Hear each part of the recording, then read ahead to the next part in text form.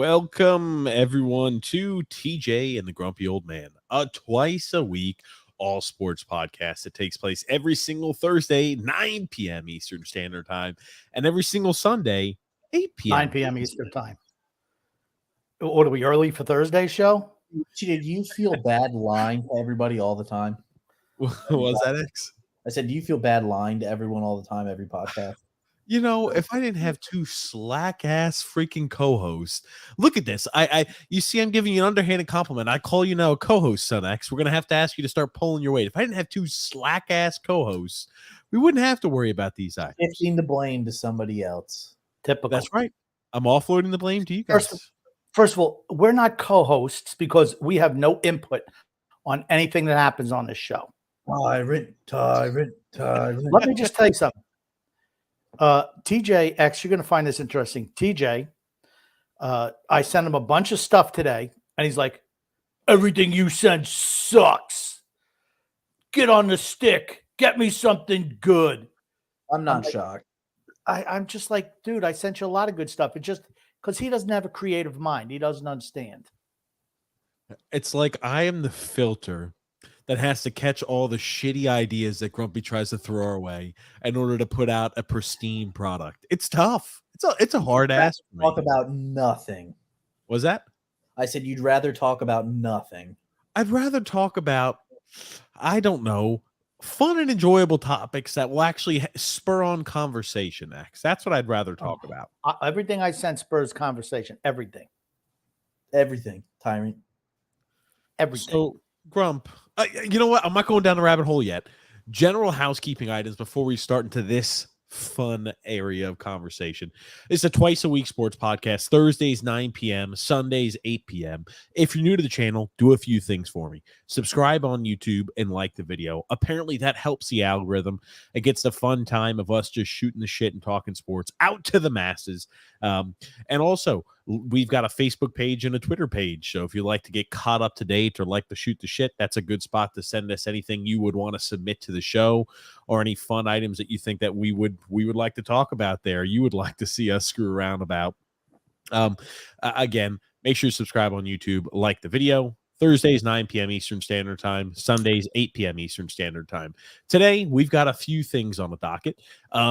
NFL, we're going to be talking a lot about preseason football. We're going to be talking about, there's some MLB news, historical MLB marks here. There's good and bad historical items that are happening right now in the MLB. We're going to be talking about that. There's some fan fights, ladies and gentlemen, now that we've got football back around. You've got a lot more alcohol flowing through individuals' veins. And they're over here ready to fight to support their favorite football team, whether it's college or NFL. The fan fights, they will be a-flowing.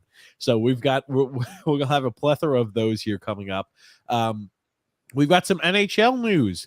NHL Network released the top 20 defensemen in the league. We're going to talk a little bit about that list.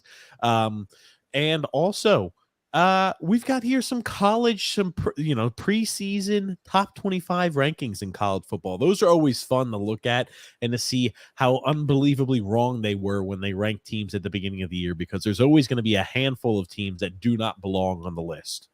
I sent you that for Thursday show. You dismissed it like it was nothing.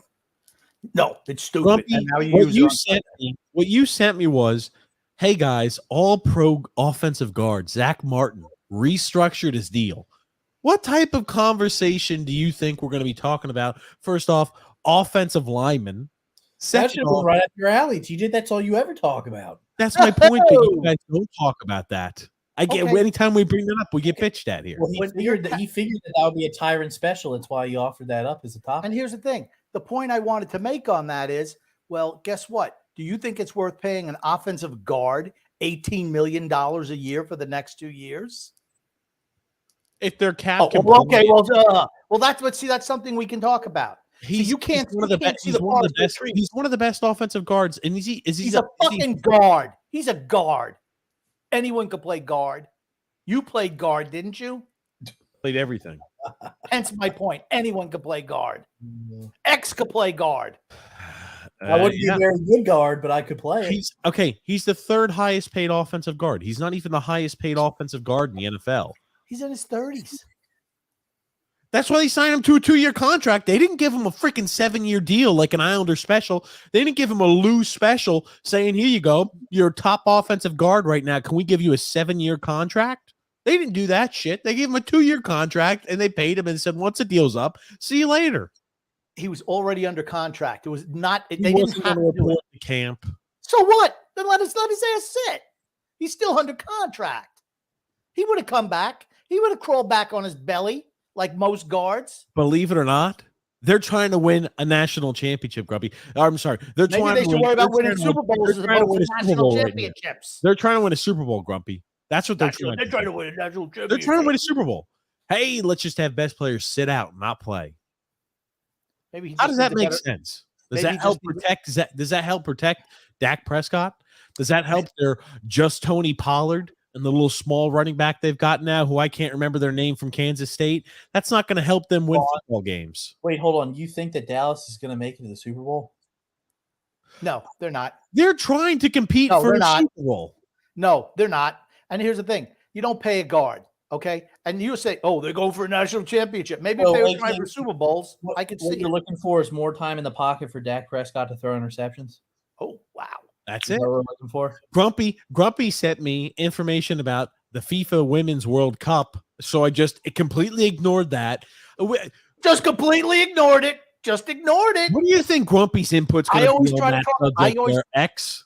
I always try to give women's sports a platform where people can listen to You them. shit and all we can over do it women's sports. You talking about? where we Well, can talk about- hold on. You didn't let him finish. He puts Yeah. women's sports on a platform and then shits on them. That's what he does. just high enough to look up their dress. No, the whole thing. The This is warden only- why we don't have him talk Warden. at all about women's sports, because he can't control himself. Oh, He's a freaking he's a Luddite is the best way. No, to but describe it. Spain did beat England in the final, and I was actually going to say the funny thing was I was going to say, do we think that England's women's international team would win before the men's? Because I'm almost positive a lot of the people who live in England would have said the men's team would have won before the women's team. Well, remember, they've got that female coach, remember, the female manager, who is also supposed to be in the running if Garrett Southgate were to step aside. He's the men's national manager. If he were to step aside, she would be the manager. She would be in consideration. So again, she's won World Cups before, I believe, with the Dutch team, or won World Cups before in the past. She ain't won shit. She's won nothing. She's won nothing. And you want to know what she won this year? Nothing. Let me tell you something. Silver. Typical wokies in England want to give the men's national team, a woman's coach. How do you think that's going to go over, TJ? Let's say you Do were you still see playing. the topics? Do you see the topics that Grumpy's sending me? Grumpy, believe it or not, I don't want you preaching and talking about stupid bullshit. So when you It's send me not that, stupid. I just cut the middleman out. I Well, cut the here's my middleman out thing. and ignore Here's my- those topics. regardless because you of can't be an whether- adult. Regardless of whether it's a man or a woman, the game's a lot different coaching the women's team than it is coaching the men's team. Regardless of whether it's a man or a woman's coach coaching the women's team, it's a lot different of a game. It's not the same. Very true. I agree with Why that. do you think a lot of the people who coach these soccer teams, these international teams, all used to play men's soccer at the international level? Almost every single one of them, because they know what it Here's the takes. thing. X, is this not true? If you're like coaching a women's soccer team, what do you just say? Kick the ball in the air towards the net, and it's probably going to go in. I mean, you don't have to worry about goalies making saves. The game is not. It's not as good as the men's game. It's not. The Thank you men very are a lot much. more talented than the women are, but Way more. I mean, you're limited with women goalies. I mean, women aren't 6'5", 6'7" playing in net like the men are. I mean, do you understand? Do you understand why I didn't choose certain topics that Grumpy sends? Because it's Maybe going to lead us down a rabbit hole that pisses away a whole bunch of time, and it's just a waste. It's not even a conversation for us. My thing is, I don't think a woman's coach would translate well to the men's game. That's all I'm saying. It's I'm not sure how it would translate, but it's a really big stage to be handing off to somebody who's never coached a men's league game before. You shouldn't say, I've done well at the females level. Now it's like saying I'm a really good softball coach or I'm a really good WNHL coach, and let me go ahead and then coach the Tampa Bay Lightning, or now I'm coaching the New York Yankees. There's going to have to be you're going to have to get acclimated to how the game changes. And it's not like you would be like a bottom tier international team. Like, it's not like she's going to coach, I don't know, like Egypt's international team, like a team that doesn't make the World Cup every year. Well, she's coaching. It would be like she'd be coaching like exactly like the Tampa Bay Lightning, or coaching like, I don't know, the Jets for this year, because they're Super Bowl favorites in Grumpy's eyes. So I disagree, because once she coached the men's national team, they would be like one of those low-ranked teams. So then they could start over again with the man's coach and watch them take them back to the top. Ugh. Okay.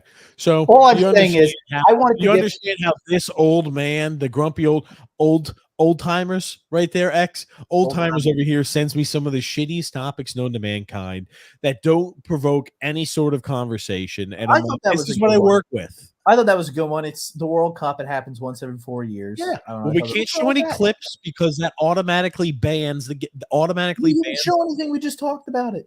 I have like the game, X. Did you watch the game? I have. Was on 6:30 in the morning. 6 o'clock in the morning. No, I did not watch the game. Okay. So you didn't watch the game, Grumpy? Did you watch the game? You watched. I'm going to answer that question for you. No, he didn't. And did I watch the game? No, I did not. Actually, I should have sent you the videotape of the women's final. That would not have been. It was like when you guys were like 5 years old playing and kicking on a goalie. That's just like the women's game. Very similar. So to answer your question, I get those type of topics from Grumpy, and they're just shitty topics.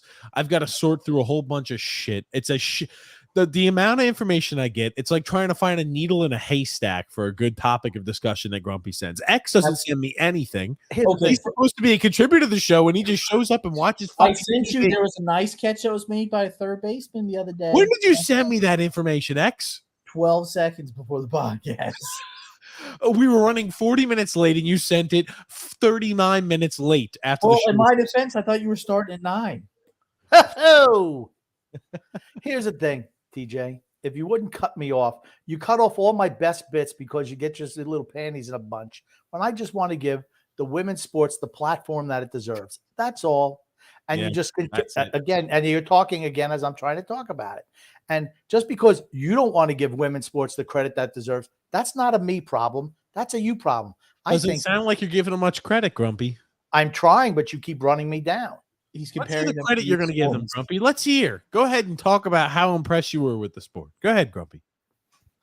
The England coach, who is now being considered for the men's team, they're habitual losers. Well, she couldn't get the job done once again in the women's sport. So maybe that'll kill that. I just found it comical. And I had a realistic question. Stop talking. I had a realistic Grumpy. I'm still waiting. Talking. I had a realistic question. I had a realistic question for you. And this is a serious question. Let's say when you were playing football and they would have named a woman as head coach, what would the vast majority of the team thought? That's all I want to know. The thought of the athlete. Transfer portal. Question. I'm being honest. Question for you, Grumpy. I thought you said you're about to praise the game and the sport and give them a platform. I will answer your question once you start doing that. So I want to hear all the positives you have to say about the sport and all the positives that you saw before I'll answer that question, because that's why you wanted to bring that up today. That's why you sent it to me. You wanted to spread the positivity on our platform. Go ahead, Grumpy. I'll wait. Well, can you answer my question first? I will, as soon as you address what you wanted to do. I will answer that question, no problem. But I'll need you to actually address what the reason you had brought this topic up and broached the topic, Grumpy. The grace of the female athlete is truly a special thing to watch. It is true they are not as good as the men in anything they do, but that doesn't mean that they should be minimized in the eyes of anyone. As long as I had to mute him, X. I can't let him go too far. Look, he's learned how to unmute himself. Oh, that's a problem. Now he knows how to do that. Moving along. Let's go ahead. I actually brought topics to the discussion. Wait, no. Answer my question. Instead of the shit that Grumpy tries to go ahead and throw out here. You know what Grumpy does? It's a lot. Here's the thing, Grump. It's a lot different. It's a lot different with a woman coming in, being the head coach of an NFL or of a college football team, seeing as majority of women have not played football themselves. That's correct. That's my point. It's a little different if you were a women's coach. Will I say that I think automatically she should have deserved to be the English men's international coach? Absolutely not. I'm sorry. You need to prove yourself first with a lower level team before we're going to put you in as probably the number 3 ranked team in the world in international soccer. Sorry, you got to prove yourself. She's going to be put up for consideration. I don't think she's going to have anything wrong with putting her up for consideration. Was that? I said I don't think there's anything. She should not be under any consideration for the men's job. TJ, answer my question. Let's say you go in there and first day practice, you got a new head coach. It's Susie Homemaker over here. What are the players gonna think about that? Okay, it's not gonna be a Susie Homemaker. She's gonna have some sort of experience. Fuck. Well, there's some assistant offensive line coaches that were females. Well, that's my point. Is they're trying to work their way up. Yes, it doesn't happen overnight, Grumpy. It doesn't. You have to start out at a lower level to work your way up. Just like every men's coach. They work their way up. I mean, Bill Belichick, what did he start out as? Did he just start out as a head coach? No. Yes, he did. He immediately got handed a head coaching job, X, didn't you know? You have to work your way up. The Jets gave him a job, and he left the organization in like 5 minutes. You have to work your way up, Grump. You can't just start off at the top. Grumpy's too old to understand. Would the male athlete, when you want a job, you just walked into business and said, "Hey, I'm looking for a job," and they said, "We got a spot right here for you on the assembly line." Grumpy, he coached a men's team, and that men's team won their league. I think that she would get respect absolutely by the men's What would the male athletes think if they brought a woman in to coach the offensive line? TJ. Yes, that would be the answer. They'd just be looking with stunned silence as that lady walked into the room. That's you know what they would have said? The guy asking this question has old timers. And you know what? His wristband, they keep saying old timers disease for Grumpy. We have actual good topics to discuss today, Grumpy, and comments to get through. I just want to say today's show to go until 12 a.m. or 12. Well, maybe you shouldn't start it. Maybe you shouldn't start at 11:30 at night. Is it a holiday?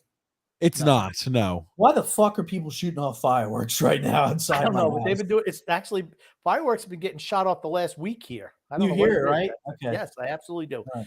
Yeah, I think X was right. Crazy guys. I think X was right. If they had a female coach come in, everyone would be going into the transfer portal. I think you're right. My point is though, if they're proven as a coach, like if she coaches a lower level men's team and that team wins their league and proves herself, and they were by far the most dominant team in the league, I think that she gains respect. Absolutely, she does. Yes. But you can't just come in coaching the women's division and saying, "Oh, well, you know what? It's just going to translate automatically to the men's." It's a totally different game. It's two totally separate games. It would be like a softball coach coming in saying that they can just go ahead and, "Oh, I can coach an MLB team now." Yep. It's not the same. It's not the same sport.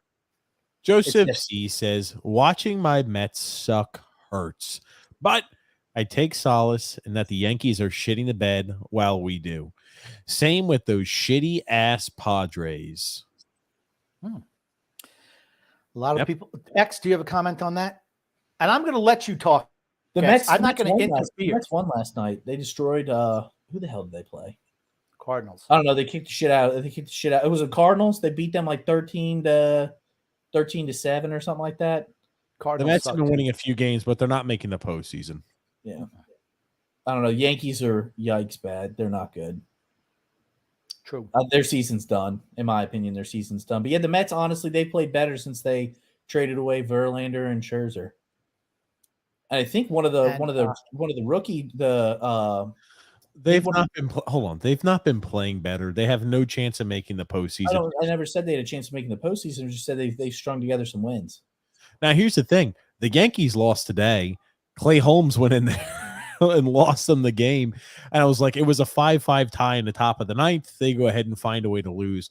The Yankees they should have sold at the deadline too. And that Aaron Boone take just looks worse and worse every single passing week. The John Boy one? John Boy!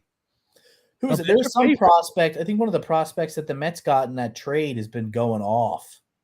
He could be, yeah. I mean, we got some pretty good prospects. In Double-A or Triple-A, he has like in those last 11 games, it's like 6 home runs or something like that.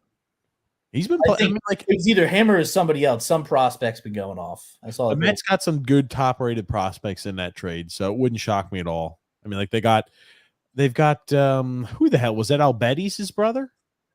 I'm not sure who. I'm gonna be 100% honest. I'm not sure what the name was. I just saw they were like trade prospect that was in the trade for, I think it was either Verlander or Scherzer, and it was like has been lighting it up in the minors. For me, the bigger issue is that Hal Steinbrenner came out and said that there's no way they're getting rid of Brian Cashman this year, and that the team, they don't like the way the ownership doesn't like the way the team is constructed. Well, whose fault is that? And the GM is unhappy with the construction of the team. Well, dude, that's you. You've been there 20 years. I'd be stunned if Aaron Boone kept his job. They have lost 8 of 9 games to Boston this year. They're 6 games out of a wild card. I think they've lost 8 straight. It's the most they've lost in a row in 40 years. The manager has to go. Like I said, I keep on going back to if the old man was alive, that piece of shit Boone would have been long gone, and so would Brian Cashman. I also sent you an article, TJ, about a prospect who was in the Yankees farm system for 6 years, whatever it was, and he says they have a total reliance on analytics. He said when they had they wouldn't determine, like a hit wasn't a hit. It's either a home run or a walk. That's how you won an at bat. And it's all that analytics bullshit that have sent the Yankees down into the tank. And the guy who was pushing that was the guy who was the former batting coach who's since been fired. That his whole philosophy has permeated through the minors the last 3 years. And you see where the Yankees are. They need a full rebuild. Clean house. It's the same things that we've been talking about. And you have to think that all that stuff's going to get cleaned out. Because when the head guy who implements that as his setting strategy and it permeates through the minors and he's fired, that means that everything's going to get scraped out. It has to be totally scraped out, washed down, and blown out of there. And they need to, he says, no one ever learned anything about actual baseball after 2018. That's a damning condemnation from a guy who played in your system for 6 years. The player who played there is not an MLBer, though, right? No, he's not an MLB. He was a minor league player for 6 years. Well, don't you think he would have more of a pulse on what's being taught in the minor league system? I'm saying yes. He does, but it's like saying this though. Guy who never was successful is over here. There have been plenty of players who have gone through that system and been successful. He just was not one of those. Who? Well, name a young Yankee who's come up and contributed to that team from the minors. Anthony Volpe. Who else? Gleyber Torres. Gleyber Torres was not part of the Yankee farm system. Absolutely not. He came over to trade from Cleveland. Any games in the minor league system for the Yankees? He came over to trade from Cleveland, and he started. He didn't play any games in the minor league system for the Yankees, Grumpy? Not enough where he was developed by the Yankees. He wasn't. I mean, how many years? Okay, how many years has Gleyber Torres been here? 6, 7 years? He's been on the Yankees for at least 5 years in the majors. So that would go back to when they were teaching baseball still, and they're not. He said the last 3 years, no one teaches baseball in the organization anymore. And here's the thing. A guy who didn't make it to the pros, to me, he has much more insight on they might not be teaching him baseball because they didn't think he had much ability. Let me finish once before you chirp in. What else you have to add? Shut up and I'll tell you. Here's the thing. Someone who has not made it to the majors has much more insight to what the organization is teaching because it's a whole system, right? It's not like, oh, well, we're going to teach you something different in A ball than we're going to teach you in AA and we're going to treat you in AAA. You teach the whole thing through the same organization and you see it. As someone who's been there for 6 years, and it doesn't matter if he's good or not. The fact that he was I think you're wrong on that. The fact that he was in the system for 6 years gives him insight that other people don't have because he lived it. Does it give you does it give him more insight than you and I? Sure it does. But guess what? If that's a prospect who they didn't think had any sort of potential upside, they're not going to piss away time trying to teach a guy who has no chance of making the league anything at all. That's what happens. If you're not a valuable player, you don't get the time and the resources put into you as valuable prospects do. He's not talking about individuals. He was talking about the whole organization, where he said they considered a winning at bat if you hit a home run or you walked. That was it. It was no longer about baseball. It was about analytics. You can see that. You can see that as a player. You listen to the major league roster. The Yankees suck this year. Well, we're not as bad as we think because this analytic says that, we're really close. No. It's what you do on the field. How many times do you ever see the Yankees play small ball? Never. No teams play small ball. That's why. The Red Sox do. Not true. The Red Sox absolutely do. How many teams play small ball? And have you seen over the last few years, the last 10 years, have more teams been playing small ball or more teams been playing, I'm trying to Houston. big hit? Houston plays small ball. No. Answer the question. Are more teams transitioning to playing small ball or going to play big plays, huge home runs and trying to swing for the fences? Most teams are trying to transition to swinging for the fences in analytics and exit velocity. That's just the way the game is moving. Why do you think Houston have won so many World Series recently? Atlanta's not won a World Series this year. Atlanta's another team. It's a shit ton of homers. They put a lot of guys on base. They had a fuck ton of homers. They had a whole bunch of on base. Guys on base. They just got really good bats. Everything's not a one-run homer. They got a lot of guys on base. The best teams are able to do both. When the Yankees are totally one-dimensional. That's why they suck. And they have – can you name 3 players on their team who start every game, TJ? Can you? The Yankees? Yeah. I mean, Volpe starts every game. LeMahieu starts pretty much every game. You've got here – okay, Giancarlo Stanton pretty much starts every single game. Aaron Judge pretty much starts every single game. Okay, Anthony Rizzo, before he had his massive concussion earlier on this year, was pretty much starting every single game. What do they all have in common? They swing for the fences. Yep. Even Volpe does. He's like $180, and he's swinging for the fences. That's why his batting average is what? You know the Atlanta Braves lead the entire MLB in home runs, right? How many runs? The entire MLB. They have the most home runs in the entire MLB. What's their on base percentage? Yeah, what's their on base percentage? 344. That's pretty damn good. That means the Yankees. Hold on, I'll just pop this up on screen just to prove you guys wrong, just to show you. Okay, let's zoom in because Old will have a hard time seeing this. You got to zoom it in more than that. The Braves have the most home runs in the MLB by over 41 runs. No other team has over 200 home runs hit. The Braves have 235. Look at how many hits they have. Look at the Texas Rangers, another team, really good. They're not even number 1 in the league in hits, Grumpy. Wow, it's almost like the Braves are trying to swing for the fences. They're second. Maybe that's why the Rangers are on base percentage. Good on base percentage. Highest on base. Braves and the Rangers. Wow, number 1 and 2, right? Shocking. Oh my God. There you go. Look at how different this is, though. The on base percentage is 0.004% different than the Rangers. They are 41 home runs above any other team in the league. They're almost 20% higher on home runs hit than any other team in the MLB. Guess what? Newsflash, guys. They are swinging for the fences. The Texas Rangers are probably the number 1, number 2 team in MLB right now, and they have the highest on base percentage in the league. It's not a shock. It's the Braves who have the highest on base percentage. No, I thought it was the Rangers. It's the Rangers. I think it was the Rangers. No, it's the Braves. The Braves have it by 0.04. Those are the teams. Where are the Yankees? Where are the Yankees? Looks like, look at all those teams. They're all in the playoff hunt. There's the Yankees, 7th. Oh, that's in home runs, right? Wow, they're not hitting a lot of home runs, and they're trying to swing for home runs. I wonder where the issue might come up. What's their on base percentage? I want to see where they fall on base percentage, because that's how you can tell if they're just swinging for the fences. fences. They're not getting on base. It's home run or nothing. We're the Yankees. 26th. Holy shit. 26th. Is it any wonder? They're poorly constructed.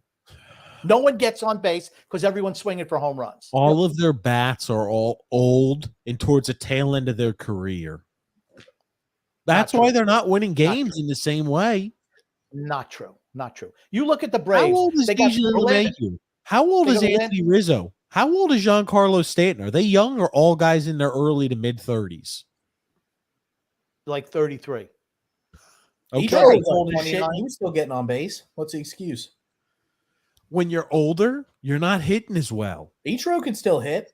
He was He was 40. His on-base percentage was like over 400. He's 40 years old.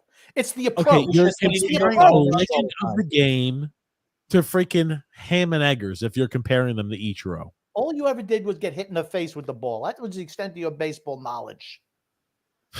You know what nothing. I do know? Numbers. Pretty simple. Peter always had a good on-base percentage. Look, contact hitters always have good on-base percentage. All of them do. Look at Houston. Look at the individual players for Houston. Look at Bregman. Look at Altuve. Look at Alvarez. Look at Tucker. I mean, even if their averages aren't great, they're getting on base. Yep. Because they're working counts. They're drawing walks. They're putting the ball in play. It's not home run or nothing. Where do you think Houston is on base percentage? I don't know. Just take a random guess. I'm going to say they're top half of the league. 11th. Okay, so they're top third of the league.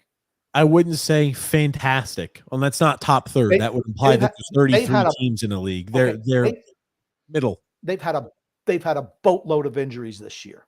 No, they're top third. 11 is top third. There's 30. 11, 22, 33. That's not top third. You'd have to have 33 teams for that to be top third, Grumpy. They're 11th in the league, just to be specific about it.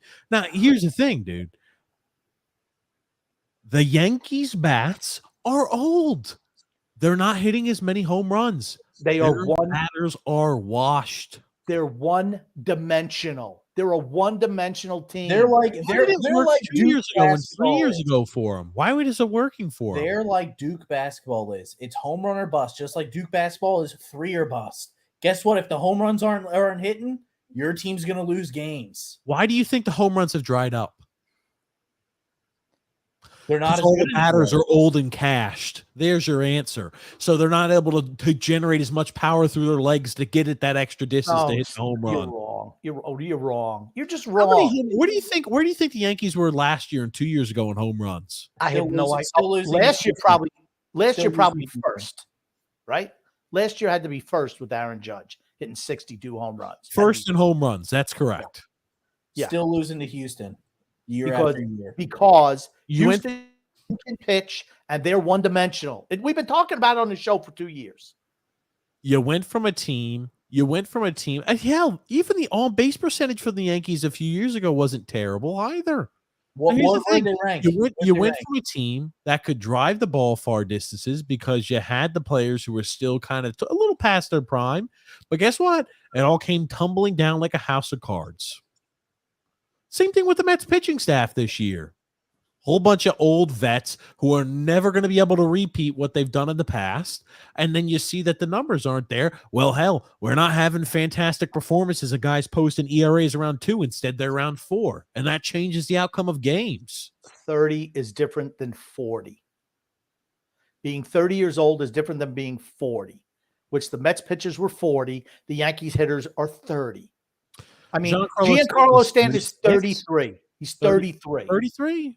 33. Here's the thing. Giancarlo Stanton has always been home run or strikeout. Yep. He is what he is. In Miami, he was. He swings for the fences on every freaking pitch. That's what he does. He's always been like that. And here's the thing. If he can stay healthy, he hits a lot of home runs. When he's not, he doesn't. He's had, for him, the same type of production he's always had. Hits a lot of home runs, doesn't get a lot of base hits. It doesn't walk a whole lot. He is what he is. And he's been like that since he was 25 years old. That's just to the show way you just he plays. not right on this. And then we'll kind of move on. Right? It's almost like, oh, wow. As we start to get older, we're starting to see the home run numbers drop, the runs numbers drop. We're starting to see the batting average every year starting to drop too. Oh, he was hitting 273 2 years ago. Now he hit 211 2 years ago. Now he's not even hit 200. He's just finished as a batter. He's finished, Okay. man. He's Okay. 33 years old. at He's a bats. guy who would not shock me at all if he used some sort of performance-enhancing drugs, and he's just finished. Okay, but you look He's at how banged many up years, now. if you Go look ahead. at the numbers from 2021 to 2023, excuse me, those numbers are pretty much identical home run wise. If you double, because what 140 Yeah, games and 74, they're 140, virtually. What I are we mean, seeing you're just here, looking though? at A guy consistently hitting, right? He had 1 year where he didn't hit 250, really. But for the most part, ever since he cracked in the league, he's been hitting 250 plus on a pretty consistent basis. 1 year here in 2016, he didn't. But every year's been 250 plus pretty much. Here's 2020. He only played 23 games, right? So maybe we can count the COVID season if you want to. 23 games is a really short sample size. I'll count it if you want to. But he's usually hitting over 250 every year. And then last year he issue hit is that he's 211. hurt This all year the he's time. not even hit 200. He's just finished. His issue is that he's hurt all the time. Just like this year, he missed how much with a hamstring injury. When you're hurt all the time, it changes you. And it could be age related, or here's what I think. It's the fact that he doesn't stretch enough before games. He's working out the wrong way. He wants to look big to slug home runs, but that's the whole thing. It's not because he's getting older. Maybe it's because he's getting older because he can't stay healthy. I don't know. But the whole thing is, it's his approach at the plate. It's always bring home run, nothing. Look at the strikeouts. Pull up. Look at the strikeouts throughout his career. He strikes out the vast majority of his outs. I bet he's never gone a year where he hasn't struck out 100 times. Not once, except for the injury years where he played 20-something games. How many times he struck out? Because that'll tell you right Only there. 78 times this year. Okay, he's only played a third of the season. 74 games. Or let's say so that translates to 150. He every year, hold on though, Grumpy. This does not change his batting average. Every single year he's ever played, he's had more strikeouts than games played. Every single year. It's the approach is my point. Every it's his year. approach at the approach is the same, except now the guy doesn't have the legs, right? You talk about the hamstring. That's right. And here's the thing. As you get older, when you have a hamstring injury, it's never like I go back and I don't have a hamstring injury. You always have a nagging hamstring injury, and all you could do is possibly just re-aggravate. It's the reason why when football players start getting that, it's like they're going to be prone to hamstring pulls for the rest of their career. It's just why it's done that way. It's the same thing for him. He's a big muscle-bound guy who swings for the fences on a consistent basis, doesn't have the same power he used to. Not hitting the ball as much. These items maybe that would hit the gap, that would go ahead and bounce off the wall, that he'd be driving the hell out of, now aren't doing the same thing because he doesn't have the same amount of power. He's finished as a batter. He is. DJ LeMahieu, same exact thing. All of these players are finished as a batters, and everybody else in the lineup is just they're average. Harrison Bader, he's an average ball player. They got a whole bunch of average players. The guys who they get paid a lot that should be producing aren't doing that. I mean, like, anyway, we've gotten down the rabbit hole too much on that, in my opinion, at least. Joseph C. Grumpy's gone. Joseph C. said, "Yeah, I thought he got frozen up too." Joseph C. said, "I'm glad we got rid of Max Scherzer too. He sucked against better competition this year and last year. Sucked again today against the Brewers. Yeah, Scherzer's done. I think Scherzer's career's over. I think Verlander maybe has the rest of this year, maybe a playoff push left in him. But damn, there's just a lot of these older players that are finished or cashed and kind of just happens when you get old. Yeah, exactly. Exactly. The problem with the Yankees is similar to the Islanders is what the problem is going to be here, except the Yanks had legitimate superstars on that team. Well, I'll say it's not just that, because even when they were younger and they were healthier and hitting better, they still ran into problems with Houston year after year after year where they would always in the postseason. Absolutely. Well, that's my thing. You don't have a team that's conducive to winning a World Series. And isn't that the end goal, is you're trying to win the World Series? It is. It is. Now, here's the one thing I will say too, though, X. The Yankees' biggest issue, I think, in the postseason too has been they just never had the pitching. Didn't have enough pitching. Didn't have the arms. And this year, right, the arms haven't been there too. Nestor Cortes has been banged up. Luis Severino is just never what he's supposed to be. Carlos Rendon's been a freaking huge bust. They just don't have the pitching either.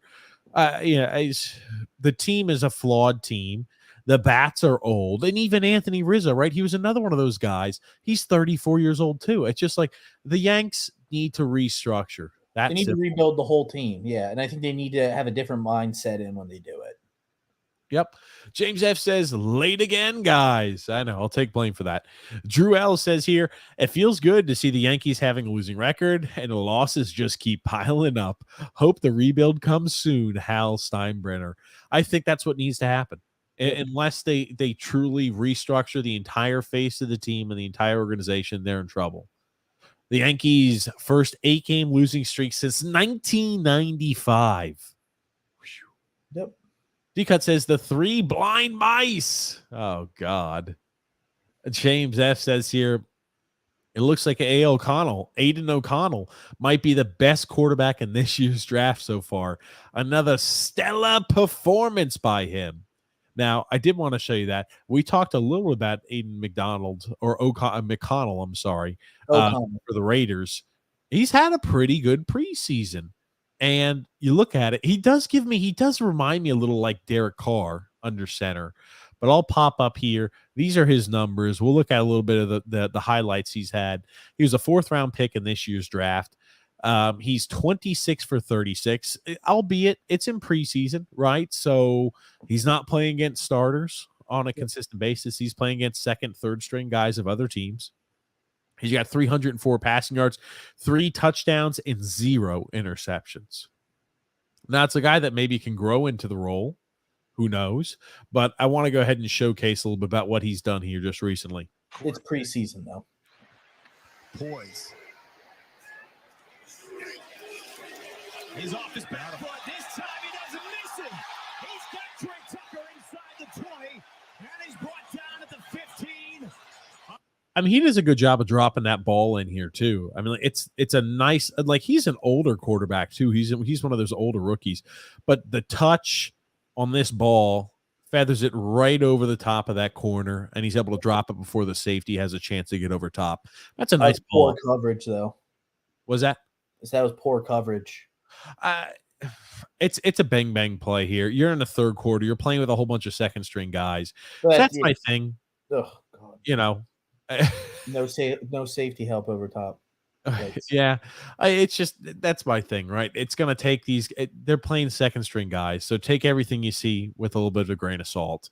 Got here a comment from Tony Cheese saying, I was just watching Kane Tombstone Pile Drive, Pete Rose.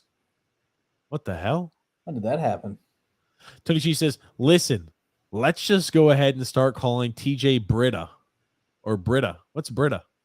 Britta, the water filter, because you filter out all the. Oh shit! Okay, there it is. I filter out all the shit. If TD was, and the water comes out like Flint, Michigan's water, trash. Are you saying I'm a shitty filter? That's what I'm saying. You're a shitty filter. What do you want to put the over and under? That Grumpy did not plug his computer up and it died. I'm going to say that's probably what happened. Now it's taking him this long to get back in because usually he just exit out and come back into the link. Yeah, I'm going to say his computer died. He's trying to plug it back up. He's like, damn thing won't work. You don't have thunder and lightning going on by your house, do you? We had fireworks going on. I still have power. Maybe power. Just making sure Grumpy didn't lose power. He hasn't. He would have texted if he lost power. He hadn't texted us. Joseph C says here, I saw a lot of Twitter threads the last couple of days talking about how Jalen Hurts is the second best quarterback in the league. All I can do is laugh out loud. I like Jalen Hurts. I'm a big Jalen Hurts fan. He came from Oklahoma. He is not the second best quarterback in the league. No.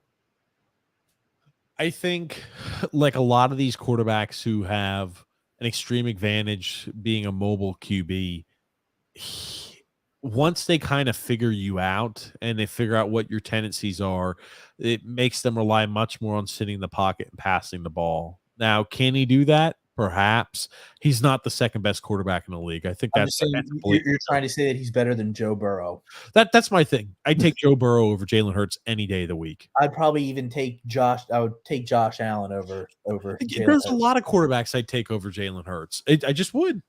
Hold on a second. Here we've got Grumpy back. Grumpy, did you forget to plug in your computer? No, something with the internet. It kind of went down. So I hit up my personal hotspot and I'm able to get back on. It's showing that it's like the internet's working, but it's not. So Grumpy, did you hear this? It's DSL dial-up loading up. Is that I know what what it is. Hold on. It goes.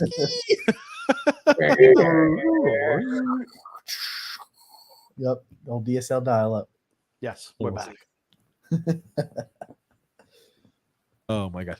Anyway, Grumpy, do you think Jalen Hurts second best quarterback in the league? No. Yeah, I agreed. I was like, there's definitely, obviously Patrick Mahomes is the best quarterback in the league. Okay. And then I would say Joe Burrow is probably number 2 for me. And then I'd probably put Josh Allen as number 3. Yeah. I think those are the top 3 without a doubt. And I think Burrow is Better than number Allen. 2. I think Burrow's number 2. Yes. I think it really benefits Burrow, though, that he has multiple weapons to throw to, whereas Josh Allen does not. Other than Stephon Diggs, he's got nobody. Nobody of the caliber of Jamar Chase or T. Higgins. It's the way they play. They put the ball in Josh Allen's hand for him to play hero ball a lot. Well, that's not the case with Joe Burrow. He moves the ball around. Yeah. Also, Joe Mixon, too. Helps. You hear that? No, I don't hear anything. Hold on. Oh, shit. Okay. Your That's voice is hold on. really weird. Hold on one second. I did pull up Grumpy's internet. It's just a good old nostalgic sound here.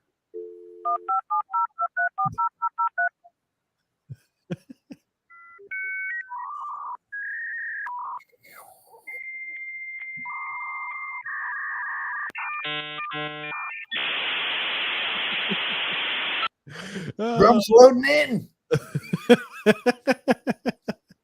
Oh, that's Grump, good. would you say that you're on the line now? I'm on the line. You're on the line. Grumpy is on the line. There it is. Alexander says, "What's up, good What's guy? up, What's what's up, up? guys? Good to see you guys. What's up, Alexander? How are you?" Gungun says, "How proud are all 3 of you of Zach Wilson? Re his play thus far in the preseason? I think he's played well. I do too. It is preseason, but yeah. He's looked fine as a backup, which is what he is. I think he's a guy who excels in competition. I think he's a guy who maybe needs somebody pushing him right now. He's maybe not at the what a shock. He's not the level of a true professional that he probably needs to be, which is why he struggled as often as he did. But he's a guy who I think will play at a higher level and improve more when he's got actual competition. He's learning under Aaron Rodgers. Some players just need that to perform. They need somebody constantly behind them, pushing them where they got to fight for their spot week in, week out. Those guys are not all-time greats, though. And I'm not saying that we ever said Zach Wilson was, but I mean, if you want to reach the pinnacle of your sport, you have to have some type of self-motivation in you, I feel. I do want to put up a few clips here from Highway 77, Grumpy. Let's drop in on Mekhi Becton, who had a very good night last night. Oh, that's right. He's Like, playing short against the set second and game. third stringers. Like, he was just as good on the right side as he ever has been on the left side. This is the only play where I thought he could have been more dominant right here because he's in great shape initially here on this play. Like he. Oh my God. I love the highlights here. They call him Highway 77. I guess, I mean, like, Grumpy, it's a name that writes itself. Look at Zach Wilson here, Grumpy. That was a big run by Zach Wilson. I'm telling you, Wilson looks like he's much calmer in the pocket. I mean, this is from last week's game against Tampa, though, right? It was last night. Or last night. They played Tampa last night? Yeah, Tampa beat them. Oh, wow.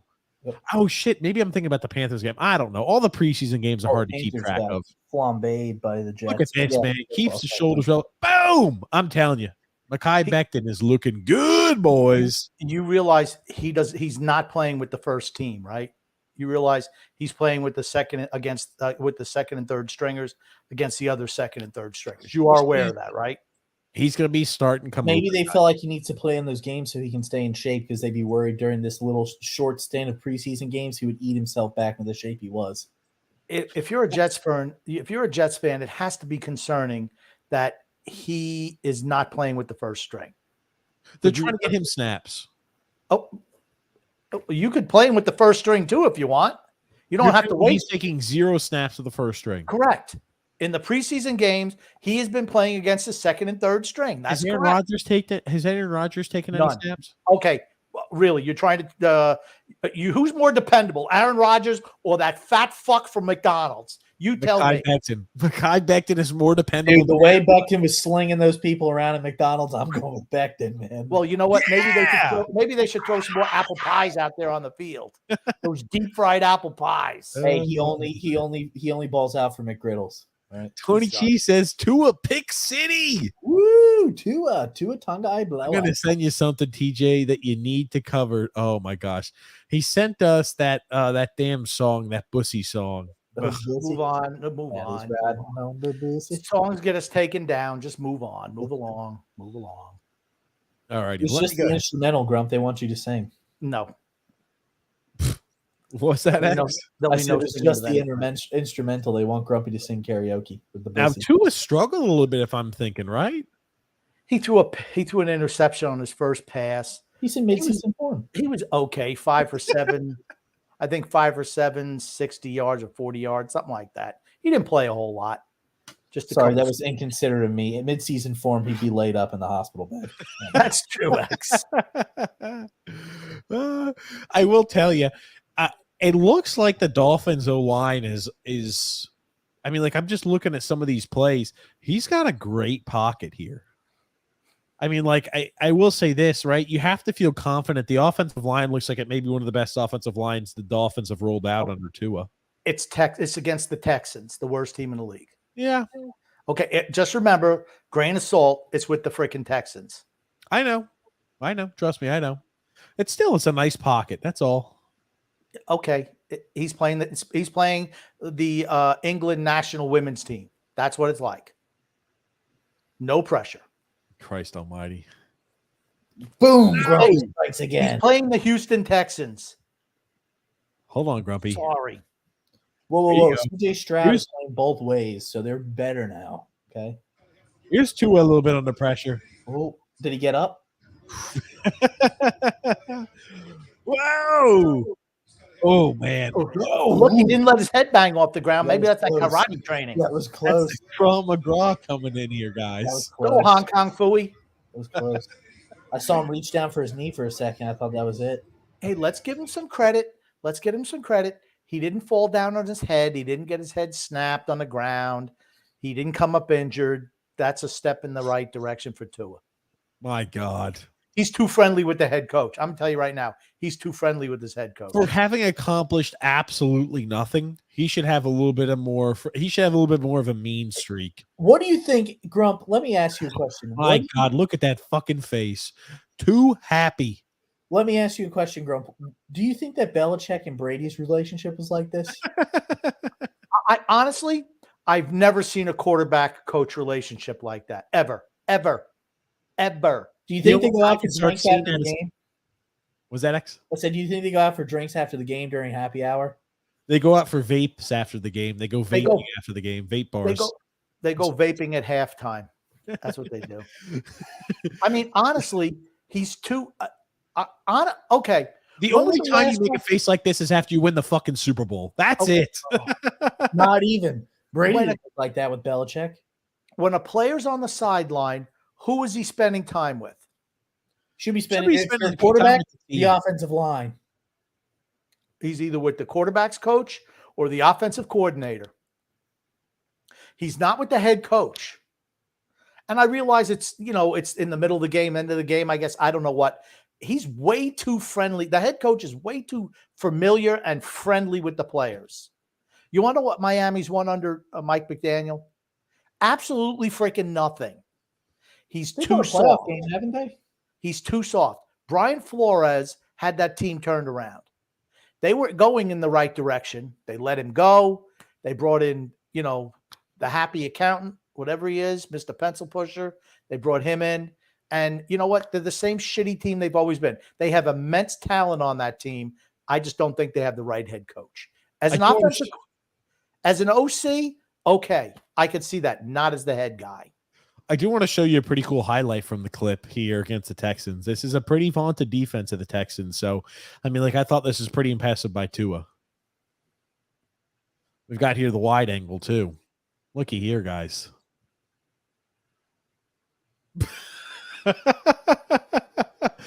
I know it's preseason, but Jesus Christ. That's a bad accuracy. Was that X? I said pinpoint accuracy right there. I don't know where he's. Here's the thing. He gets a little bit of colorblind. He thought his team was playing in the away uniforms today. Okay, home uniforms. What really Going happened? Off his back foot always. He felt a little bit of pressure. He's thrown off the back foot, and he doesn't see the guy. That's when he gets in trouble. If you give him all day, he'll hit those targets. Expect his interception numbers to be up. Expect him to be terrified in the pocket. He is going to play afraid this year, and I don't blame him. He's had major injuries and possible health complications that could alter his life. He looks getting happy feet back there, rolling out, getting happy feet. Just, I mean, it was a shitty pass, would have been behind the freaking tight end, would have been low to begin with, too, and just freaking throws it up because he doesn't want to get any pressure in. My God, buddy, it's not your first year in the league, kiddo. No, Tua is not the guy. Tua is an ultimate fucking failure. I give him maybe week 10.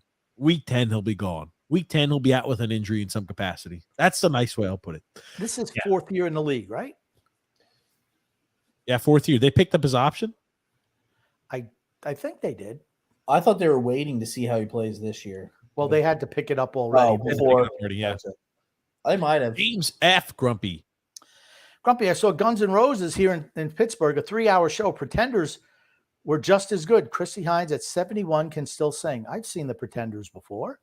I've never seen Guns N' Roses. I never saw them live. Gungood says, what was the golden age in video games? Grumpy, explain to TJ and Son X how Pong was the greatest video game of all time. I played Pong before.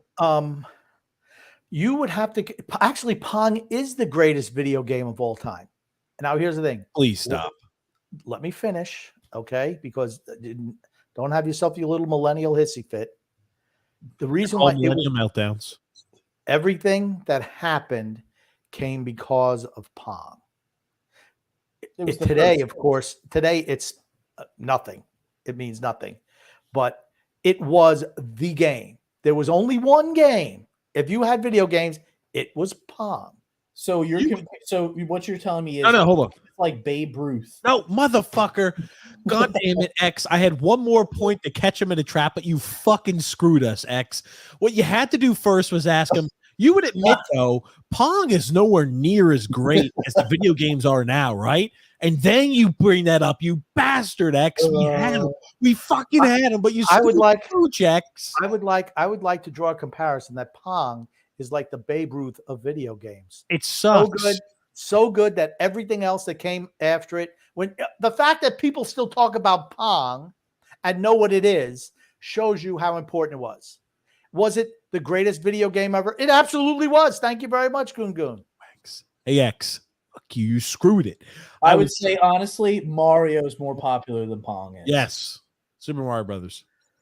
Tetris is a pretty cool movie on Apple about that. Everybody knows more about Mario. Everybody knows Mario more than they know Pong. If somebody says Mario, because who? Mario Lemieux? Who? No, they definitely don't say Mario Brothers. But you hear Pong, it's like, hey, yeah, Pong, man. How many movies that video game? Did they make any movies about Pong? Sure did. When? We're going to play Guess Who This Is. It's Oliver Wahlstrom. Oliver Wahlstrom. Wow. Whoa! What do you think about this? He's in a Rangers jersey. Crazy. Watch out. He's going to the Rangers. Yep. Heard it here first. Wearing a Ranger pajama top there. Heard it here first. We saw somebody else who wore pajama tops, and they ended up with that team. We saw it. Holy shit. He's going to leave the Islanders organization and go to the Rangers. Yep. Heard it here first.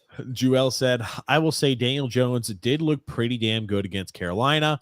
but it's one drive, and I'm not going to get too excited. I watched that game, and the Panthers are not winning the division of the Oh, NFC. thank you very much. We think now it's the Saints who are Okay, winning the division.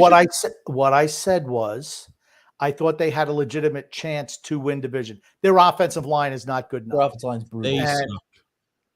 And the guy that you were very negative on last year, what was his name? The kid from NC State, NC State, Aquino. Akeem Ekwonu. Yeah, that's it. Was terrible.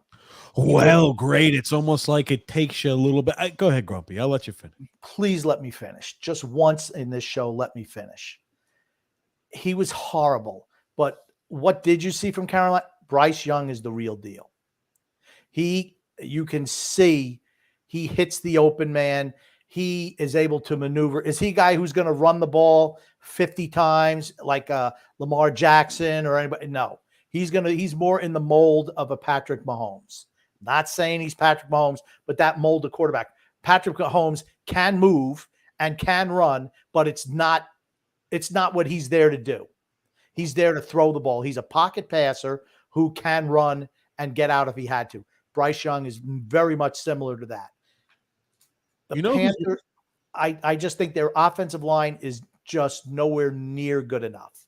That's the issue with Carolina. Their defense is okay, but Offensive line is brutal. the offensive line is horrid. Yep. That's my story on that.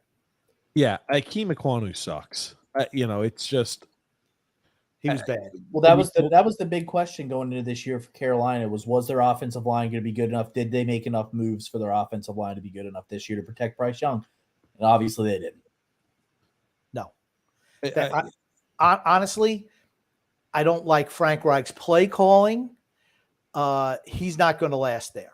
I don't think he's a great coach. I think he's an okay offensive coordinator. I don't think he's a head coach. And he ran that, when he was with Philadelphia, when they had Carson Wentz before he got hurt, they ran the RPO. He can't do that he's not doing that with Bryce Young. Bryce Young's too small to run that type of offense. You don't want him taking hits like that. I think the RPOs are inherently dangerous to quarterbacks. I don't think they're going to last taking hits like that. Just let them play their position. I do have a question for you before we get to the end of the show on the direction of the NFL, but we'll wait. Yes, we'll talk about it. It's going to feed into the topic of discussion we had last week, I assume. We'll talk a little bit about that too. Now, Akeem Ekwonu. Now, here's the thing. Kayvon Thibodeau.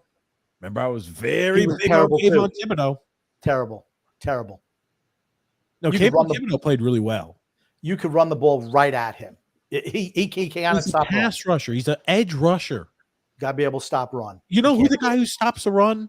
This big bastard right here and this bastard here. He's not in charge of stopping the run. I'm telling you, he was terrible. He was not good. Oh, he was not good. He's going against Aquino, who sucks. This is, by the way, this is Akeem Ekwonu. Yeah, here's the thing. He never gets his hands on him, ever. He never even got his hands up. Whoa. He doesn't. He never even gets his hands up. God damn it! I told you that was a big problem I had with him on draft night. Doesn't use got his hands down by his sides. He's never going to block anybody like that. This guy's supposed to be protecting his blind side. He's just look at how shitty his kick slide is. Look at this. He's immediately opened up. Honestly, Kayvon Thibodeau should have just went right back into him. He could have pancaked this motherfucker. He's got his shoulders turned like that. Spin move to the inside, too. It's wide open. This guy is like a freaking – you can beat him 6 or 7 different ways any snap. He sucks. So that's one right there. He's not good. Here's another one. Oof. Oof. God almighty. He's terrible. Like I said, it was that's the one where anybody. That's the one where he decided he was going to pass him off to who the hell knows who, and he wound up blocking nobody. He said, "Bryce Young, you got this, right?" This is like a Liz protection. You got a slide side on the left, you got man side on the right. This stupid idiot, no matter what, has this guy here. There's no chance in hell that you're letting the edge rusher walk free, and you're picking up the freaking mic. So it's like, he's just shitty. Doesn't know the fucking plays, doesn't know how to block. He's miserable. Absolutely miserable. He's a waste of a draft pick. He'll be out of the league in 4 years. See you later, Akeem Aquanu. Shitty pick. He won't be out of the league. He'll kick inside somewhere. He won't be out of the league in 4 years. Someone will give him He's got to another shot. improve on his pass protection. You think? Yeah. You're covering the quarterback's blind side. You're letting him get railed from behind. It's No. terrible. It's terrible. He can't play the left side. Absolutely cannot play the left side. Can't play anywhere. That guy blows. He could probably play guard.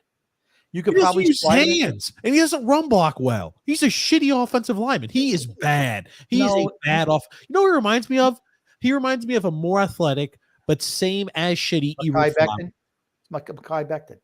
No, Mekhi Becton can play. There's a difference. Mekhi Becton is light years better than that guy. At least he throws people down at the McDonald's. This guy doesn't even look like he can do that. Here's the thing. You're not showing any clips of him as a run blocker. He's much better as a run blocker. I will say that. He can't pass block at all. And this is a passing league. So, I mean, I realize that you can, and he can run block. Is he the greatest run? Is he John Hanna on the run block? No, he's not. But he can run block effective enough to play guard. He absolutely can. He cannot be a left tackle, though. Not now. This is second year in the league. This is where you're supposed to take that jump. There you go, Grumpy. Joseph C's got a comment for you to read, Grumpy. Give women's sports a platform to all 296. Wow, we're up to 296 subscribers. There it is. We need to get that subscription. Tony P says Pick City population Tua. X is on his game tonight. You remember Nick Satterall? Wow. I'm all jacked up on Mountain Dew. Good evening, Mr. Green. Tony G says, listen here. I read an entire article about Tua getting knocked down and not landing on his head. There you go. See, what are the although let me here's the thing. I don't want to bring up Brady, but I am. When you talk about Tom Brady, was there ever an article, hey, we're worried about Tom Brady falling down incorrectly? No. So what are the expectations of Miami? Hey, look at Tua. Look how he's improved from last year. He falls down and he doesn't bang his head on the ground. Where is the bar for Tua? How low is the bar for him? Pathetically low. They asked him how complicated his play calls were. Here's what you'll hear at the end of the year. It won't matter if he performs well or poorly. If he makes it through all 17 games, you're going to say, hey, he took a big step. He was healthy the whole year. That's all you'll hear. He stayed on the field the whole year. It's like interceptions, but it's the same exact delusion you hear from Islander fans. Same shit. Same type of stuff. Kenny Pickett has done pretty well too, says Drew L. That's right. Stephen Porter says, how about the Kenny Pickett performance? Kenny Pickett. Any comments on Kenny Pickett? He's Kenny Spickett. He's played well, and just like I told you, he's gonna be a guy who sticks around the league for a long time. He has looked good. As to how successful he'll be, I think he maxes out around like a guy who's around the 10 spot in the best case scenario. I think he definitely can improve. I think he's got the it factor that it takes to be a successful QB. I've always believed that about him, even back when his college days, when his first start was against the University of Miami, the number 2 team in the nation. Right at the end, that Friday after Thanksgiving, Kenny Pickett and the University of Pittsburgh took down Miami, the Miami Hurricanes. Let's move along. Here's the thing. Hold on, she's done talking. See, I had to stop. Prior move. What a throw right on the money. You look at this. What has he done this year? What's he done this year? That first team offense, I think we mentioned it last week, looked really good. It looked really good this week too. And who's doing the damage for them? George Pickens, Pat Fryermuth, and Jay Warren, the running back. Yep. Kudos to Mike Tomlin, who I think Mike Tomlin is an excellent coach. He's a one-trick pony. I think a really good coach like Belichick could always outcoach him. But Mike Tomlin is he's a Hall of Fame coach. He's going to be in a Hall of Fame as a head coach. And I didn't think that 5 years ago when they could never beat the Patriots when Brady was there. I mean, you look at it now, well, shit, no one beat the Patriots when Brady was there. Is it bad? The biggest thing I'll remember him for was standing on the field. That's what I always remember on the kickoff. Yep.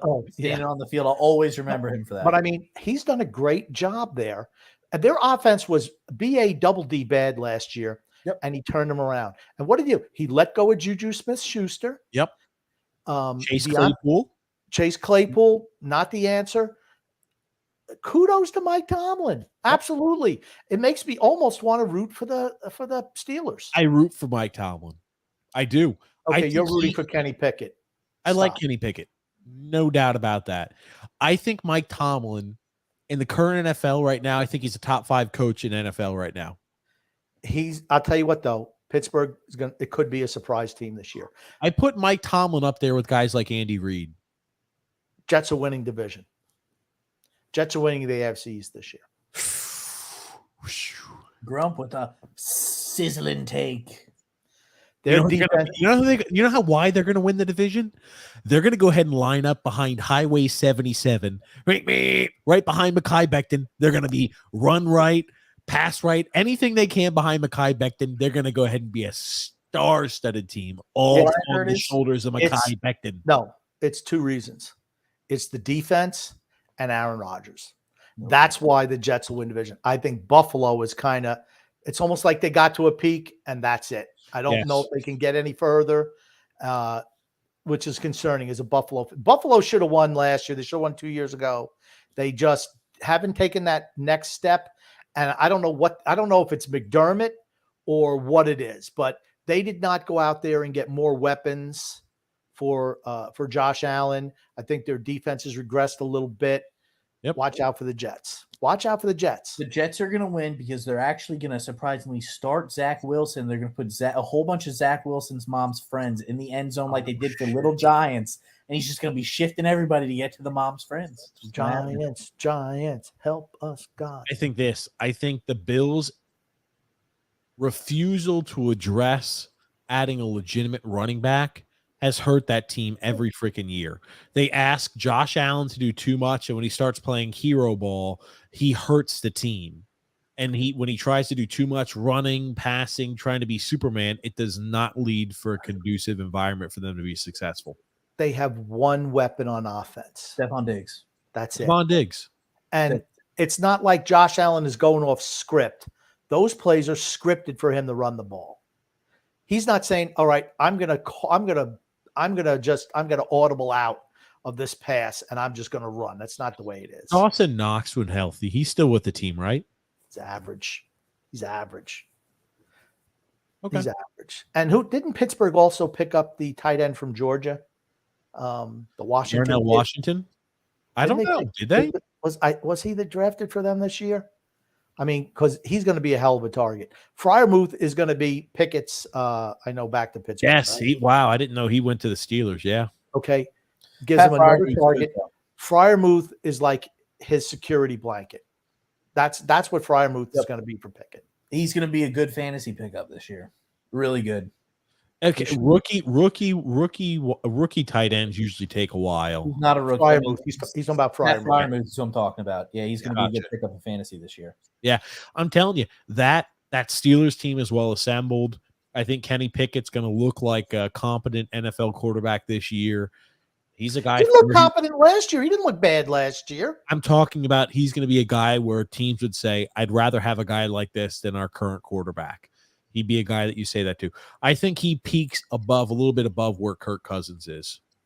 And I think he's got the it factor. Fully believe that. It's funny. Kirk Cousins is like a measuring stick for mediocrity. Yeah. But Kirk Cousins actually puts up pretty good numbers. I don't think he's a winner, but you know what? He puts up big regular season stats. Anytime somebody says, oh, well, he's Kirk Cousins, like Ilya Sorokin is Kirk Cousins to some people. Or, hey, how good can Mac Jones be? Well, his ceiling is Kirk Cousins. Kirk Cousins is just enough to keep his job. He's better than that. He's better than that. He's better. You think he'd really be that decent if he was throwing the ball to Justin Jefferson every week? Well, maybe not. I mean, let's be honest. He has the best wide receiver in the world on his team. I think Jamar Chase is better than Jefferson. Ooh, no. Oh, no way. No way. Yeah. No way. He doesn't have anywhere the route tree that Jefferson does. I'd rather have Jamar Chase. Okay. Yep. But here's my thing. You take Josh Allen and put him on the Bengals, I think the Bengals will win the Super Bowl. I think they'd be Super Bowl favorites. Joe Burrow's pretty damn good. Well, I'm just saying, I think Josh Allen would perform just as good, if not potentially better than Joe Burrow, because Josh Allen's dual threat. He can also run the ball. But you realize the thing that makes Cincinnati so good is that Joe Burrow spreads the ball around. He only runs if absolutely necessary. Those are the guys you You don't want. think Allen would spread the ball around if he had more people to throw to? I think he likes, if he sees an opportunity, he's running the ball. If he see, okay, it's open, I'm going. So just to go ahead and show you a little bit about Joe Burrow, X and Grumpy, I had this pulled up as a talking point. It just happened to coincide. Joe Burrow has the highest completion percentage in NFL history with at least 1,500 passing attempts. He's good. 68.24% completion percentage. I think. And everything's not dink and dunk with him either. He throws the ball downfield. Yeah. He's got good. good weapons. I think he's a top two. I think he's a top 2 quarterback in the league. I'd even argue I would probably, if I'm building a team, I'd take Joe Burrow probably above any other QB in the league. Over Patrick Mahomes. Yes. No. I'm sorry. Okay. He's younger. I like Joe He Burrow. is younger. I think Joe Burrow has that it factor. I know Patrick Mahomes has won Super Bowls. He's also disappeared in some big games. I've never seen that from this kid. In all big games, Patrick Mahomes has disappeared. Yeah. Okay. Here's the thing. If Philadelphia doesn't shit the bed, if Jalen Hurts doesn't shit the bed in the second quarter, Philadelphia beats Kansas City. You're not even talking about Patrick Mahomes. You're talking about a guy who got shit canned by Tampa Bay Buccaneers and Tom Brady. I mean, absolutely destroyed. And you're talking about another guy who went out there and would have probably gotten. They made zero halftime against the Eagles. A guy who the year later, when they lost, when Cincinnati beat them in the AFC Championship game, they had like an 18-point lead in that game, and he did nothing in the whole third quarter, in the whole second half and overtime. Patrick Mahomes. Cincinnati just shut him down. Where Joe Burrow's able to make plays out of nothing. He has that Brady-esque quality in him. He's a winner. And I'm not saying if I'm building a team, that's a guy that I would look at too. Some players can't go wrong with Joe Burrow. Can't go wrong with Joe Burrow. True. Some people come and perform in the big games and some don't. Burrow performed in the big games in the college stage. He's done so at the NFL stage. Has he won a Super Bowl yet? No. But that's a guy who I would feel more comfortable with saying, you've got to win the Super Bowl. Who are you rolling out there? Joe Burrow is a guy who I feel confident with. You know what? If I'm picking Joe Burrow or Patrick Mahomes, I'm sitting there happily no matter what. So, yeah, anyway. Gungun says, what do you think Mark Sanchez's biggest regret is? Playing football? Michael L. said, if she were my coach, I'd hope that she hated running more than I did, says Michael L. Gungun, Grumpy. How many quarterbacks have the Jets ruined over the years by committing the same blunder repeatedly, throwing a rookie quarterback right into starting rather than having them sit on their tuckuses for a bit and learn? Unfortunately, the way the NFL is set up now with the salary cap structure and how much quarterbacks get paid, you have to start your rookie quarterbacks right away. Yeah. You just have to let them learn on the job. And maybe you take some lumps, but your chance to make hay and fill up a roster with competitive players is when your quarterback is on their rookie deal. Because if a quarterback's any good, he's going to make $45-50 million a year, and that's almost a quarter year cap, right? Do you think Burrow benefited his rookie year from the ACL injury? No. I'm saying because he got that time to kind of learn the playbook a little bit better and. No. Okay. I'll say this about the quarterback situation. Ideally, you want him to be the backup for like the first 5 or 6 weeks, and then he takes over as the starting job to see like the last, half of the season after he's somewhat acclimated to the NFL style and game. That's ideally when you want to see him take over.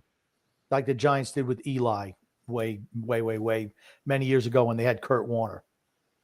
I'll say team that's well thrown a quarterback in. It's definitely been the Jaguars, Trevor Lawrence. And here's the difference between Burrow and Mahomes.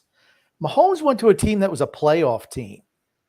They were not a shitty team under Alex Smith. They were not. They were in the playoffs every year, and they were, had 11 wins every year. And then, Joe Burrow comes in a team that is historically bad. Cincinnati had not made the postseason in how many years? Forever. Well, no, they made postseason, but they never won a game under. That's Marvin. right. I'm sorry. Had not won a postseason game in almost like 2 decades. But they were historically bad for Yeah. a number of years. And he brought them to a Super Bowl. Yeah, I'll say this too. Think about that. The Kansas City Chiefs, and now I think the Chiefs, right? They had, Travis Kelce, right, was there already. Tyreek Hill was there already. They had a lot of those guys are both Hall of Fame caliber wide receiver and tight end. There's no disputing that. And Patrick Mahomes is a Hall of Fame caliber quarterback. There's no disputing that. But he inherited a team that was 11 wins out of a 16-game season, like 11-5, with a quarterback or game manager in Alex Smith.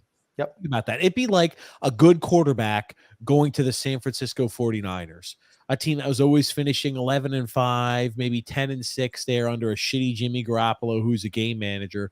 And then they go ahead and get out there and get a real quarterback and they start winning Super Bowls. It's because they've got a fantastic defense and a great offense and a great O-line. It would be like the 49ers getting a great QB. Well, that did happen. They got Brock Purdy. And here's the thing. Brock Purdy looked pretty good this weekend. First game back, 4 for 5, so he can throw the ball. I'm sure it wasn't down the field, but, hey, he doesn't need to do that in that offense. Nope. Tony Cheese says the biggest mistake for Mark Sanchez was starting on Thanksgiving in 2012. Oh, God. JP says, good evening. What's up, JP? What's up, Frank? What's up? Michael L. said, Bill Belichick is so overrated. He didn't win before Brady, can't win after Brady. There's 30 minutes of content. It's true. Yeah. Players win games, coaches lose them. Belichick is still a great coach, but it's because of Brady. You just see the difference, right? And here's the thing. The problem with the Patriots isn't Bill the coach, it's Bill the GM. He's not a great general manager. I think he's an excellent coach, and he can game plan with he's still the top game plan guy. Yes. In a big game. He relied here's what happened. He relied on Brady to spackle over his mistakes as general manager. That's pretty much what he did. Every year they're in Super Bowl contention because he never had to worry about the offense and the quarterback. Yep. Ever. That's why he carried 7 guys who played on special teams and he never went out and got a weapon for Brady.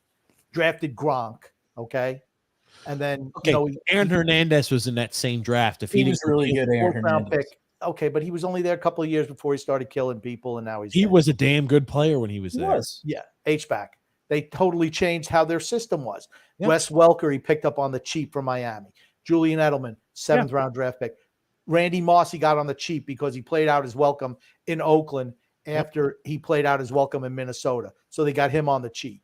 And what happened? Why was Randy Moss so good with them? Played with Brady. And Brady's drive and will to win.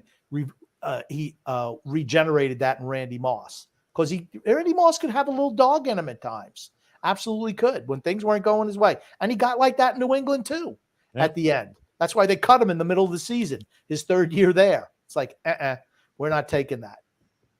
But Brady enables you to do things like that, where now you don't have that. Only the truly special quarterbacks enable you to do that. Patrick Mahomes is able to do that in Kansas City right now. Yep. You lose a Tyreek Hill. And I'm not saying they didn't skip a beat, but Sky Moore is not a Tyreek Hill, and the guys they had like Juju is not Tyreek, but he was able to go ahead and get by. And like Pacheco was a guy who I think his talent got further accentuated there because of Patrick Mahomes being such a great QB. And they pick up Kadarius Toney. If he can stay healthy, maybe that's a guy who could shine in Kansas City. And now those are the type of moves that New England used to do. Pick up a guy who's a depressed asset somewhere else, bring him in here, maybe he shines for us. And if he doesn't, you just cut him loose. Mahomes, a.k.a. Brady, was able to get the most out of everybody. So, Goon, Grumpy. I'm sure we'll see a good female head coach at some point in pro sports. Yeah, women's sports. Some surprise it's taken so long. Not me, and it won't happen anytime soon. How long did it take at the collegiate level? How long did it take football to even have females permitted on the sidelines or be refs? They're the worst referees in the league because they can't keep up. I think the entire league blows in refs. All of the refs blow. All the officials in professional sports absolutely suck, and I think this is a great segue. The game is too fast for them. The game's too fast for all of these guys. That's why I said the game is too fast for them. Now, here we go. I've got a highlight. You remember Angel Hernandez, how fantastic he is, Well, right? not Of an really. official or as an ump. Oh, look at this. Angel Hernandez this weekend.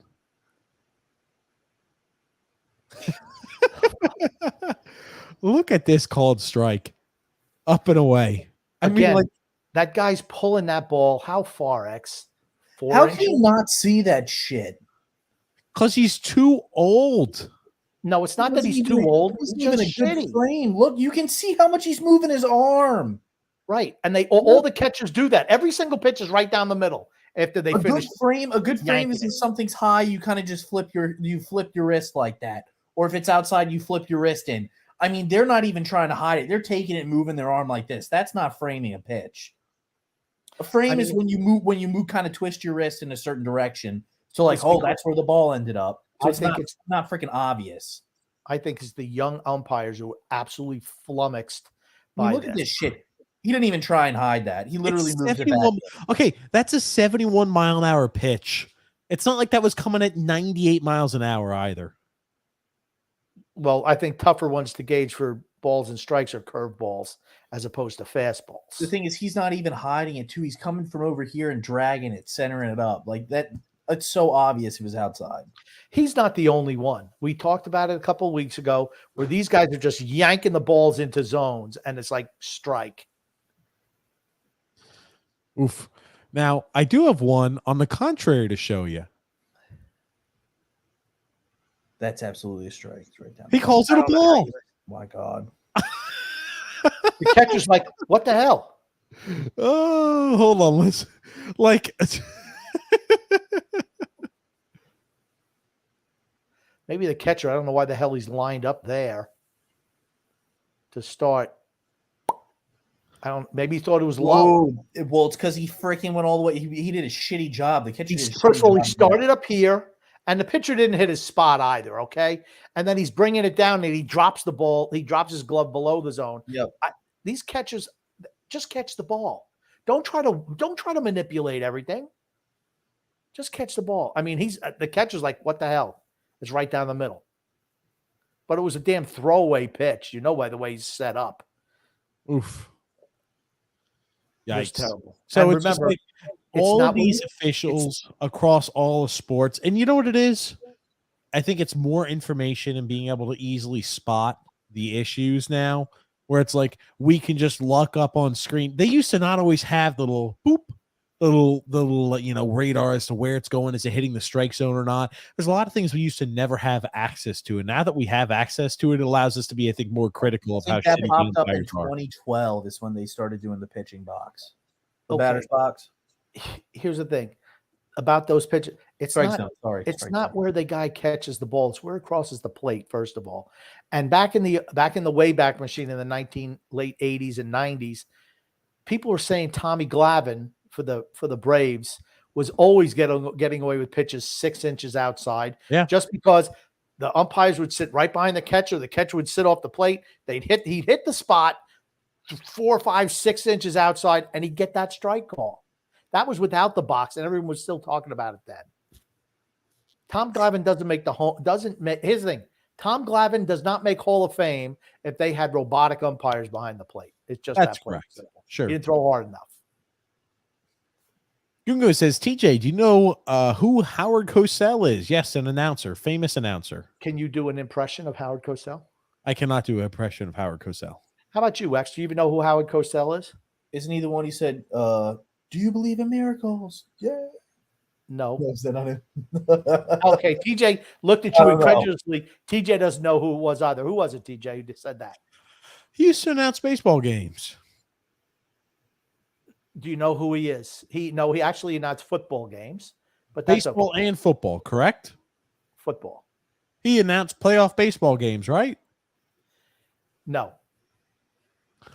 Al Michaels was the voice of Monday Night Football, Goose Sunday Egg. Night Oh, Football. yeah, that's right. He did football and Al and Michaels. hockey. He also Yeah. and he said, "Do you believe in miracles?" When the United States Olympic team beat the Soviets back in 1980 in Lake Placid.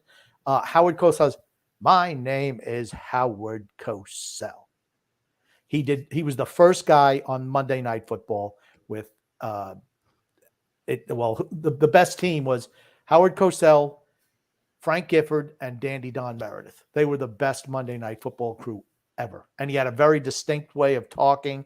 He also used to call fights. Muhammad Ali and him were always going back and forth in a fun way, but they kind of made one another, if you know what I mean. Alexander said, before today, they had won 6 straights talking about the Mets. Helen Yeller says, what's up? What's up, Helen Yeller? Frank says, I guess there was no podcast last night. Did you see the Garth Snow and New York Post article saying that Malcolm was the reason that we lost JT for nothing? I did not see I that. did. Yep. Ethan Sears put that out. That came out like an hour before the show. It would have been a nice topic of conversation about, but yes, I did read about the Property Brothers in fine action. Garth Snow was talking about that, how that was the reason why that they didn't let him go, is because he was on the way. So what does it sound like? And we'll talk about it, I'm sure, on Wednesday. But what does it say? Why do you think Garth Snow came out and said that?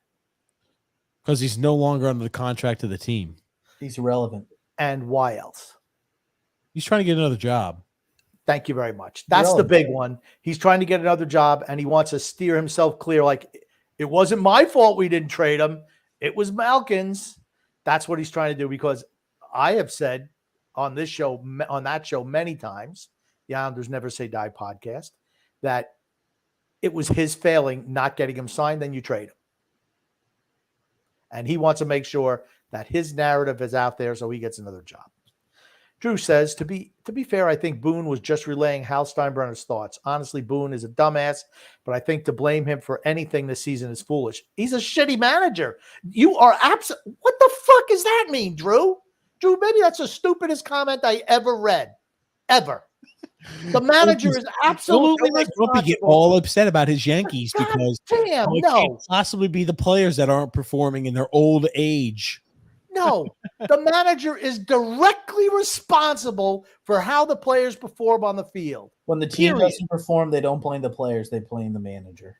Absolutely. They can't field the damn ground ball. They can't catch a fly ball. They can't hit.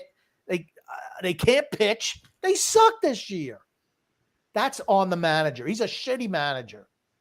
And the GM. Both guys should lose their jobs. This is, hey, yeah, well, I get along with everybody. I don't know what's happening. The Red Sox kicked our ass. But you know what? You need to get you need to get your ass booted right out of the managerial spot. How did that bastard keeps his job? He's freaking useless. He is the cuck of New York sports now that Josh Bailey is retired.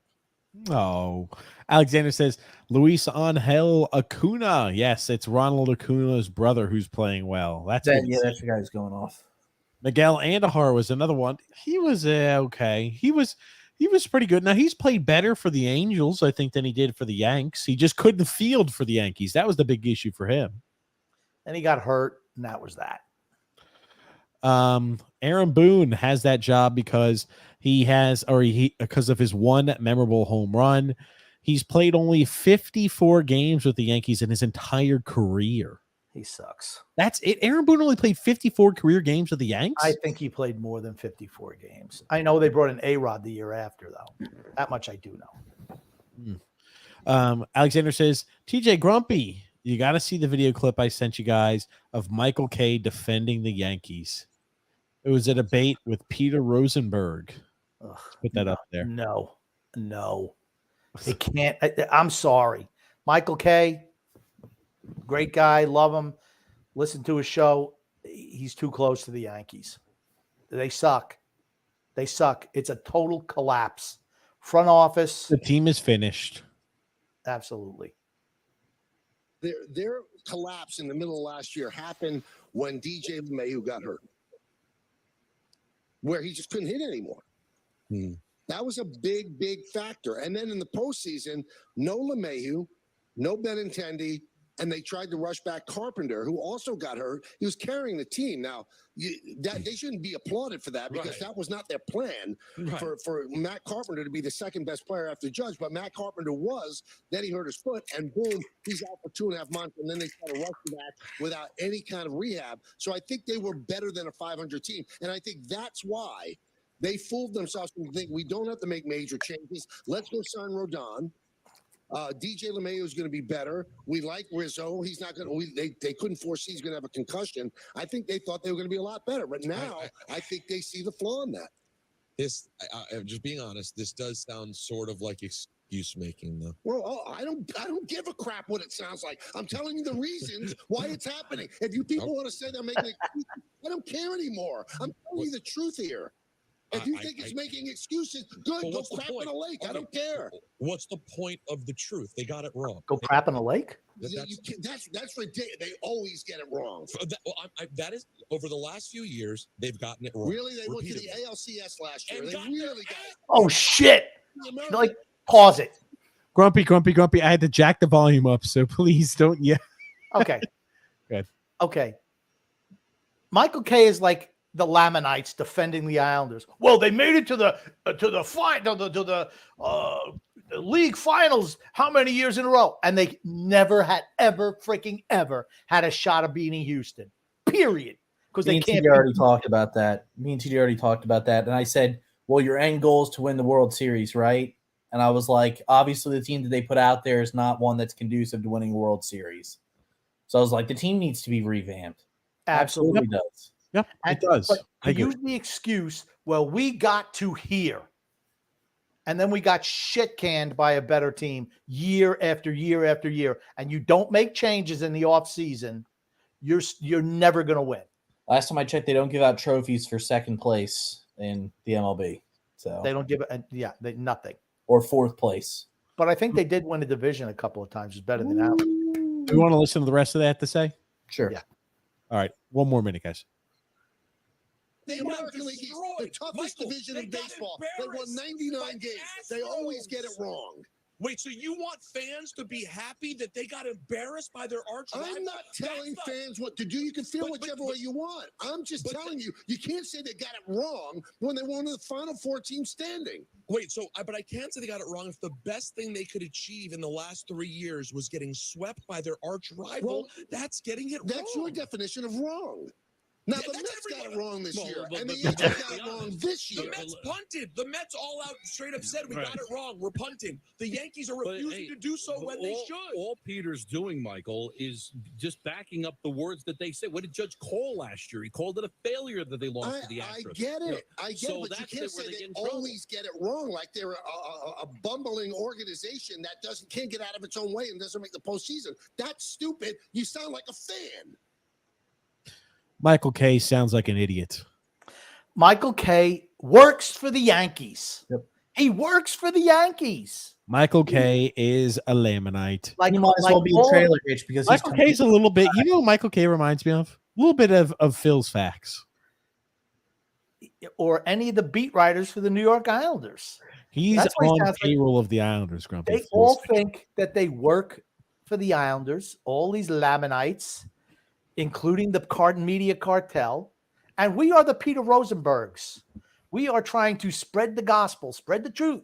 Just, hey, this is the way it really is. You could say, well, look, we don't suck because we came in 4th place.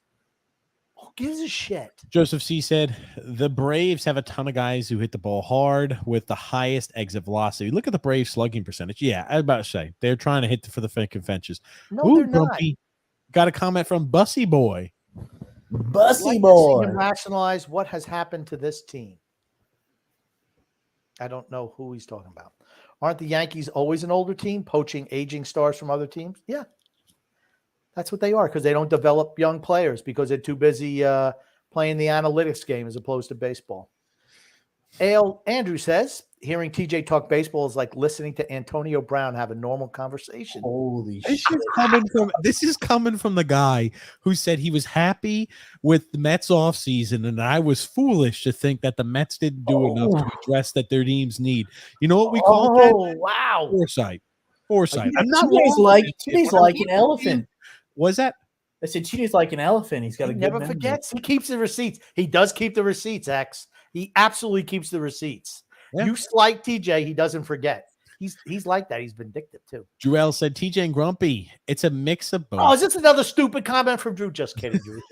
The Yankees, they swing for the fences, but they're too old to do it.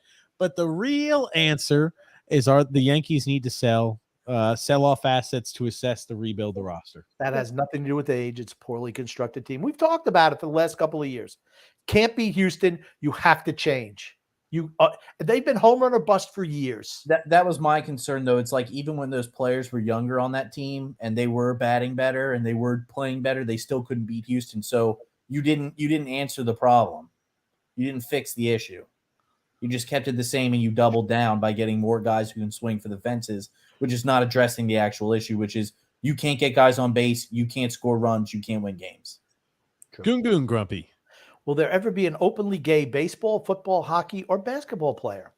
Yeah, there has been in the past too. No. They usually wait till their careers are over or they can't play before they come out and say something. I think it's difficult. I'm going to say most sports are homophobic, most of the people in it. They're alpha males, almost all of them. You have to be that competitive at that level in sports. And I think that, and I'm not saying it won't ever happen. I probably will, but you don't see it now. And you certainly didn't see it 5 years ago. That's for certain, where they don't want to have someone perceive them differently in a locker room. I think that's their biggest concern. Yeah. I think it's easier in an individual sport as opposed to a team sport. Yes, like tennis or something like that, where you don't have to worry about somebody else's perception of you. And I think it's easier for women to come out and say they're lesbian as opposed to men coming out. Because it happens more frequently, I think, in sports. It's more commonplace. Yeah. But it's like you haven't seen a big name sports star like Kevin Durant. Like, right, there's never been a guy like that who's come out. What are you doing that face for? What are you saying? Kevin Durant's gay? Why don't you say LeBron James? Why don't you say LeBron James? Kevin Durant, like there's like been some deep conspiracies about his sexuality. And that's fine. I don't give a shit. But the thing is, like, until a player like that comes out, I don't think it's because, like, you look at it, the first guy I think ever to come out, or at least in recent history, was the guy who played for the Washington Wizards. Who the heck was that guy? The center. Jason Collins. Entered the chat. Jason Collins. That's right. He was the first one who came out. He was and then you've had other people come out like Michael Sam, but it was like he was trying to find his way in the NFL. We've never seen a big name guy come out yet. Just haven't. I just think it's difficult. I think it's very difficult in team athletic sports, and I think it's even more so in men's athletics. Yeah. Yep. I don't disagree. Michael L. Grumpy. The Yanks hit 3 home runs today and only scored 5 runs. They don't get on base. They're one-dimensional. Thank you. There you go. Just what we've been saying. Maybe they're too old to hit those 3 home runs. No, they are too old. Too old. Bussy boy, Grumpy, just for you. Sometimes when they argue after a few minutes, I'm not sure what the argument is really about. Remember the days when Giancarlo Stanton's name used to be Mike? Yeah, absolutely. Good says, Grumpy, did you ever eat a glizzy that was full of Riz? Ooh, a Rizzy. Do you know what Riz is, Grumpy? Yeah, we talked about it the other day. What's Riz, Grumpy? It's charisma. There it is. It's another stupid millennial word, or Gen X, or whatever the losers are calling themselves nowadays. Yes, Mike Stanton was too white. Yeah, I thought that was weird when he used to be Mike Stanton, and then he was all of a sudden Giancarlo Stanton. Why? I don't know why he picked Mike. I don't know. Was Stanton ever the same player after he took that knuckleball to the face? I don't think. No, I just remember he took a knuckleball to the face. I don't think it had anything to do with anything. He's just a guy. He is what he is. Anybody else notice that fog trying to take TJ in the top right corner? Yeah, it does look kind of odd. It's like a glare. Yeah, maybe it's smoke in your house. Yeah, I think it's you have a light that's set up and it's shining off your forehead. So wow! Big bright light, like almost like a sun coming through. Whoa! On the right side. It seems like whenever you move your head, the angle it changes. It gets either darker or brighter. So I'm definitely going to go out on a limb and say that's the reason why. Mm-hmm. Is this better? Does it matter? Yeah. Gungu says, whose goose will be cooked after the season? Cashman or Boone? It should be both. I was, like I said, I was stunned when Hal Steinbrenner came out and said, nope, Cashman's not going anywhere. Dude, this is the guy who built the shitty team. It's not fantasy baseball. It's not. It's Grumpy, really not. Got a comment for you. Can we bring up Chris Streveler's stats from preseason last year? Grumpy, who was this comment written by? Busy boy. Busy boy. Gungun says, shouldn't Buck Showalter be given a pass for this stink year and allowed another season? Nope. They were shitty this year, and a lot of that's on him. Sorry. I don't know if you guys saw this, but they had the Patriots in Green Bay game was suspended. Well, because a guy had a serious injury. Yeah, after an He injury. broke his neck. Oh, I didn't realize. I don't know. He was released from the hospital. He sent out a tweet and said he's excited to be back with the team. Yeah. So now this guy, Chris Streveler, why does that name sound familiar? It doesn't sound familiar. Sounds like a made-up name. Drew says, pull it up. Drew says Jalen Hurts might not be the second best quarterback in the league, but you know what he's the best at? Fumbling away a Super Bowl, of course. Very astute observation, Drew. You have redeemed yourself after that earlier ridiculous comment. JP Grump. Terry Bradshaw, deserved or not, had to fight to get his job with Jim. What was his Jim Gilliam? I don't know. Joe Gilliam. It was Joe, and then he used to it wasn't Gilliam. He wanted to call himself Joe Gilliam, and Terry Hanratty. He even lost his job partly due to the preseason strike in '74, the year he eventually won Super Bowl IX. That's true. I don't think Terry Bradshaw is a Hall of Famer, but when you win 4 Super Bowl championships and you play on a team that was as great as Pittsburgh was, and I hated them, with that defense before free agency, you get in the Hall of Fame. So there you go. All righty. Now, Alexander sent me a few things here. They're about good old Tua Tagovailoa, Grumpy. Oh, this should be fun. It is. These are always fun. It's looking at is it a compilation of him hitting the ground with "Let the Bodies Hit the Floor" playing in the background. Oh, that's not nice, X. No, it is not.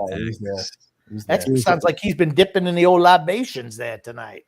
No, nothing This but is what he sent us. These are from NFL player passing stats. Look at our quarterback ratings. Tua was tied for first. I don't know how he's tied for first, but he was second on the quarterback rating this last year, guys. Quarterback rating don't mean shit. I'm gonna ask you. Jimmy Garoppolo was third. Jimmy Garoppolo was third, and Bailey Zappi was top 10. Stop. Ahead of Joe Burrow. That's my point. Jared Goff. Stop. Quarterback rating means nothing. There's no more useless stat than quarterback rating.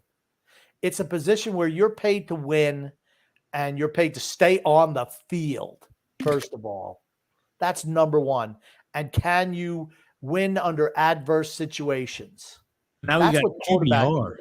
Remember that new updated ranking, QBR, which is so accurate. It's got Tua at 3rd, Jared Goff at 5, Daniel Jones at 6, Geno Smith at 7, Jacoby Brissett at 8. That's all you need. Joe Burrow's at number 10.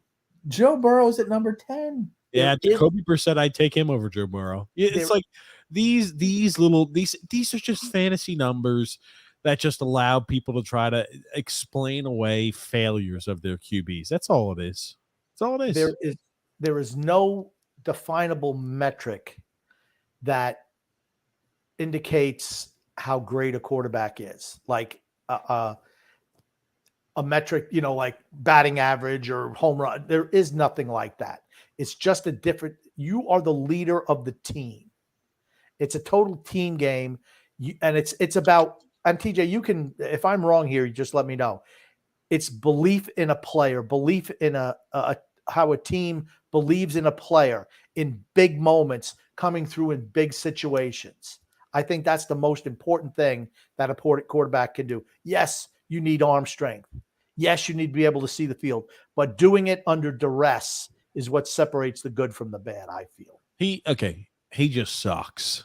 It does take. There is no way to quantify what stat's going to tell me the most about a QB. How clutch they look. Are they throwing a whole bunch of yards in garbage minutes?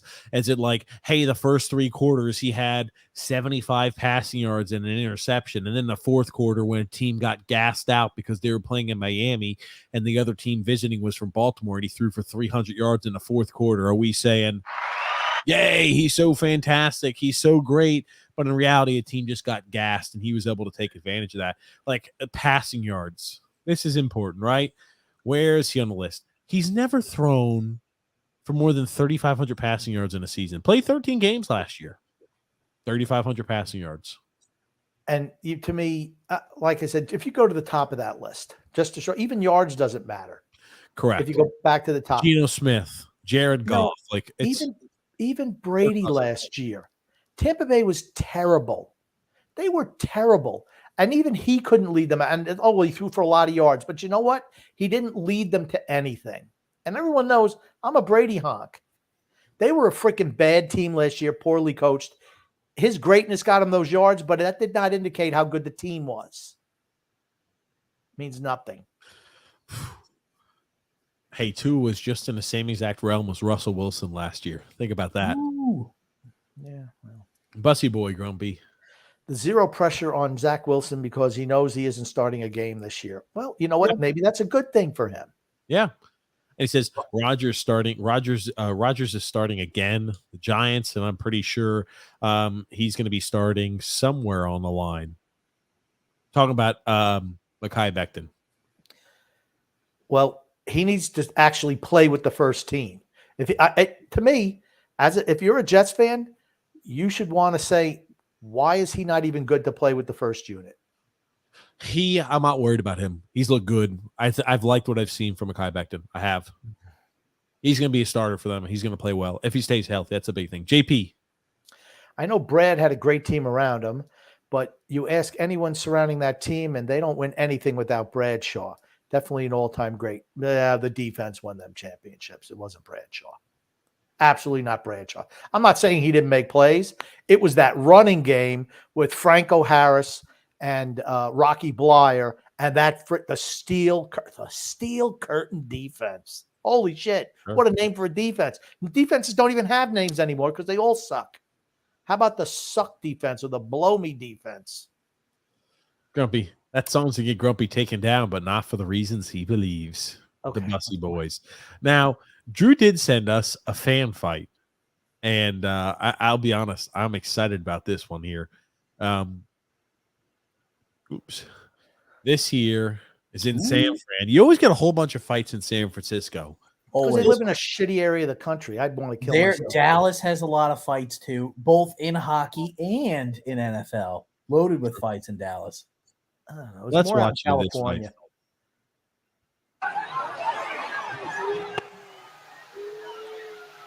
Look at the security guard getting in there. Whoa! Whoa!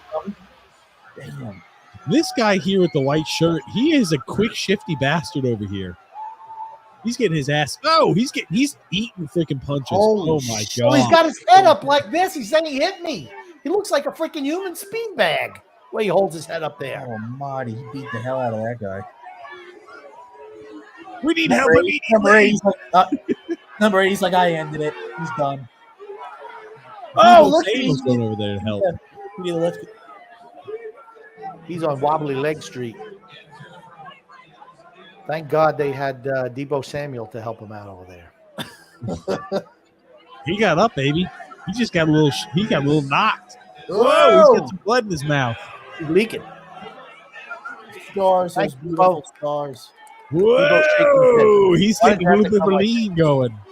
I think that right now the referee be going like this, waving it off. No, it's over. Whoa! Looky here. Like I said. Oh yeah. Look, he ruined his ripped t-shirt with all blood. You know, because you can never get that blood out. It doesn't come out. Look at him. He's having a good time talking about how he busted that guy's tooth up. You're going to jail, you idiot. He said he needs some orthopedic surgery. Is that what you think he said? Yeah, he said, let me straighten out your teeth for you. I'll do it free of charge. It's orthodontic, not orthopedic. That's right, orthodontic. Oh my God. I'm off today. This guy already. This is the guy. He's moving around so quick too. He does have high ground. Look how high his head is. Look at that head is just up there, just saying "hit me." Like I said, his head. Jerry looks like Rice went to town on him. Did somebody pull a shirt over Jerry Rice's head? No, he's got. I think he had like a cloth on there because he sweats a lot. This guy does not throw good punches over here. No. He is Slapping at him. He absorbed him though. Blindsided. Steve Young. Steve Young, wearing a Cincinnati Reds hat, came from the. He hit him from the blind side. Michael Orr was he gets smacked, but this guy's over here. He's a quick bastard. He is moving. Well, he was quick until he got his ass kicked. Oh, that's it. The rag came off, and that's it. It's like I'm about to. He was wearing a rag because he was bald. Exactly, and he's sweating. That's why. Oh, here we go. She's trying to keep her hand holy shit, going to prison. He's done. He still hasn't been hit yet. Boom. Well, no, he's still not yet. He missed him. Here comes. Baboom. Oh. That was a grazing shot. We still have that's one. Right on the button. He hit him right on the right on the button. Down he and goes. then he just starts unloading him on him as he's down.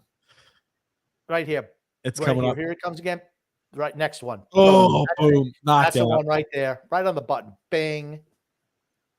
The little motor arms going boop, boop, boop, boop, boop, And now he's just wailing on his face. Oh, shit. Look at him. He's down. Call me crazy. I think Jerry's going to be spending it in the drunk tank. Jerry Rice? Hey, he ripped off my rag. Jerry Rice is probably going to be running that prison. He's like, I'm a Hall of Famer. Look at this. I wonder, did he try to flee the scene too? Oof. We know This he guy's was not playing fleeing the the scene. scene. Look at one eye's looking one way, one's the other way. He's dazed. That's Oh, the nicest way I can put it. Absolutely dazed. And having that beer didn't stop that punch from connecting and knocking him out. I remember the first Sugar Ray Leonard Roberto Duran fight. Sugar Ray Leonard's people were complaining that Roberto Duran had a beard and that it was cushion for if he got hit by punches. Actually, it was because Ray Leonard didn't hit anybody really hard. That was the biggest issue. I think it does help maybe cushion a little bit, not a lot. Yeah, A little not bit. at all. I'm going to say not at all. I don't know. This guy just got knocked out from one punch. Jerry Rice has not been escorted out of the building. That's the crazy thing about all this. Yeah, Jerry's like, do, do, do, do, do.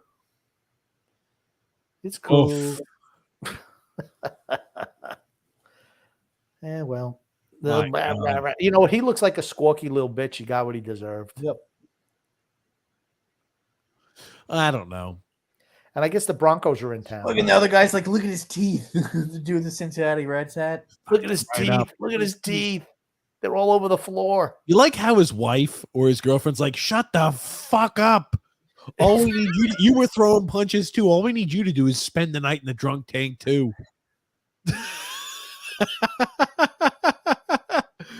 Be a fucking adult. She looks like the warden. That's what the warden would say. Grumpy, are you I just mixing it come up on on the some sides of these fucking- games? Is that what you're telling me? What now? Are you mixing it up at these games? Not me. I'm a lover, not a fighter. You know that. Grump tries to mix it up with everybody. He tries to get under everybody's skin. Yes, he is. He's just a pain in the ass. And the only thing here is I'm the one who has to bail him out. Here you go. Got a comment or got a few of these. It's the chat whenever they see Alex crying about Tua. Oh, ooh, ooh. Let me play a sad song for you on the world's smallest violin. That is hilarious. I know. This really is the world's smallest violin.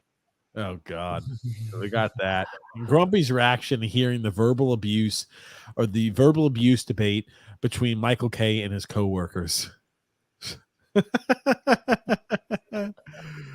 Oh God. Oh, better luck next time, buddy. That's his reaction to complete that route. Oh man, Drew's coming after Alex Hart, Alexander Hart. You know what? Here's the cool thing, though. We're getting right around to the NFL, so then we could just see him fail, and we don't have to worry about all these hypotheticals. We just watch him fail in live time. That'd be fun. He's not like honestly, he should not be playing football anymore. I firmly believe that. If he gets another concussion, he should retire. He should have already retired because this next concussion could be a serious injury for him. In all seriousness, Luke Kuechly had about like 4 or 5. Who knows how many concussions Tua had before he got? That's true. When he was in college. Who the hell knows? I don't know. Got a comment here from Bussy Boy. You already read that comment earlier. You grumpy Drew L. I bet Tua didn't get up like my morning wood. Didn't get up like my morning wood this morning. Oh my God. Drew's all over the map tonight. I was about to say. JP said, by the way, TJ, did you get those videos honoring Rick Jeannette or Jeanneret? Jeanneret. He was he's a former like announcer for I think the Buffalo Sabres. I think they went to the other one. Let me check. I think they went to the Islanders Never Say Die podcast one. JP Grumpy. I don't know. Barry Switzer was pretty chummy with some of his players. How long did he last? How long was he at Dallas? He won the Super Bowl with Jimmy Johnson's team. He was just on autopilot, and that was it. They didn't win a playoff game again for 20-something years, I think, right? Okay, here is man. This is Rick Jeanneret. I'll try to pull this up here. 10-minute long video. We'll try to do best look at some of this. Or Grumpy, I'll show Grumpy this afterwards. Did you read this one, Grumpy, JP? Yes, I did. Okay.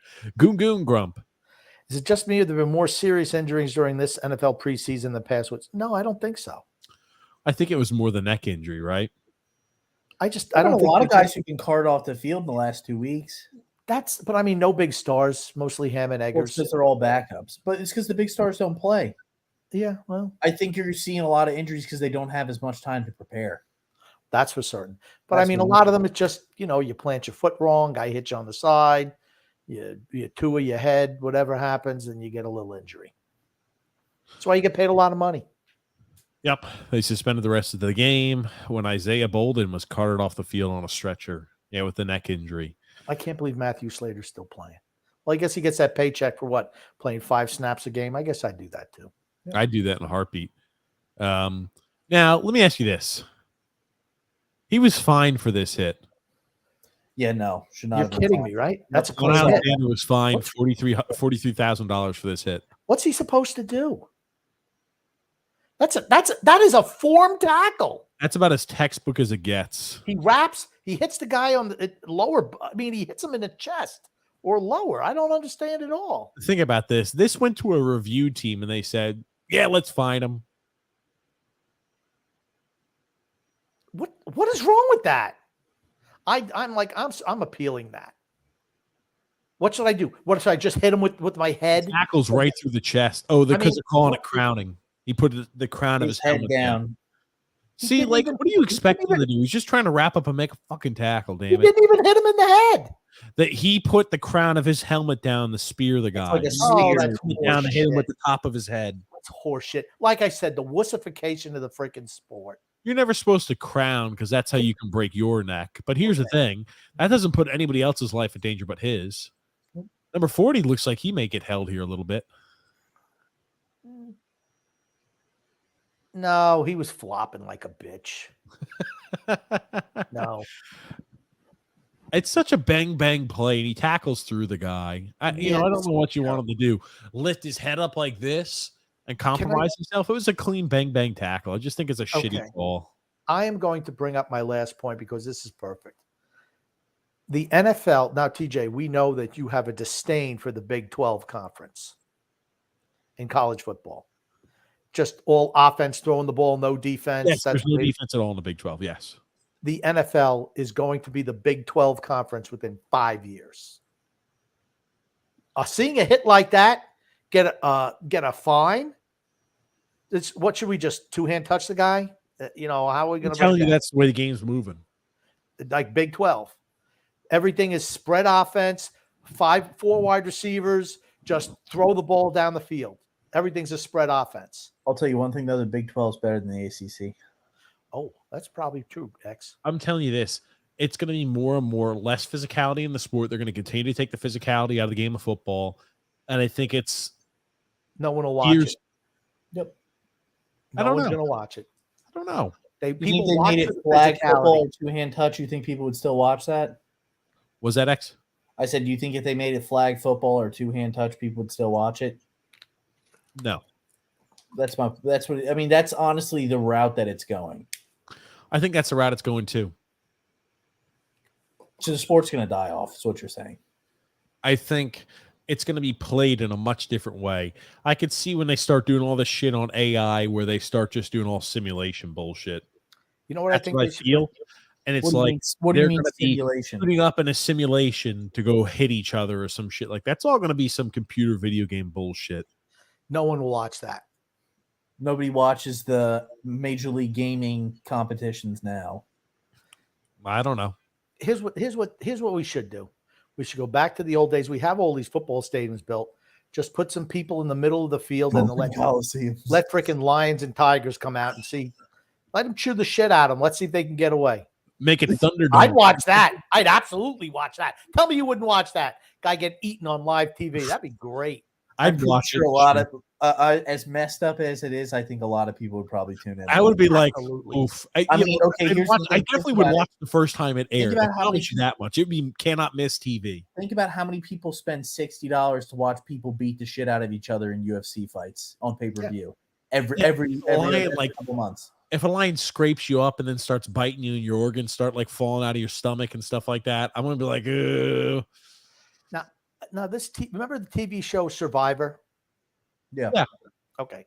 When it first came out, it was the first like real reality TV, and we were like, oh man, these people. We didn't realize that they had a hotel like 5 miles from where these people were camping.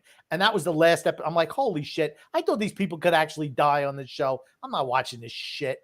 And that was the last episode I ever watched. I'm like, what the hell? Is a hotel right here? You got a safety net. A mile away? So if these guys get malaria or something, they're going to be rescued? I wanted some people to die on. That's real reality TV. Alexander Grumpy. Oh my God, stop seriously. The little things that these Tua haters come up with is ridiculous. No, he didn't, Grumpy. Brian Flores didn't do shit. Oh my God, this is freaking ridiculous. It should be called the Tua Hater Show. Oh, yeah, you talk about this with Tua, but don't know about this Lamar Jackson when Lamar has missed more games. I don't think Lamar Jackson's a great quarterback. I've been on record saying that plenty of times. I think he's a great athlete. I don't think he's a great QB. Lamar Jackson's better than Tua. Who would you rather have as a quarterback? Lamar Jackson. Lamar Jackson. How many MVPs has Tua won? None. He's won a few most valuable Dolphins. No, he hasn't. I'd almost go out on a limb and say Lamar Jackson's won more playoff games than Tua's won. Yes, of course he has. Yeah.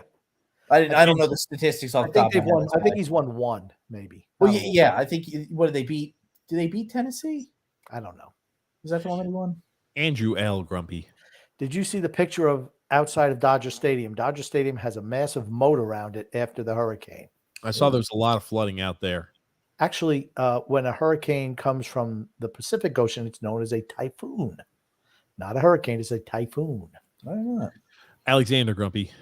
The ultimate failure when he was top 5 last year in quarterback rate. No.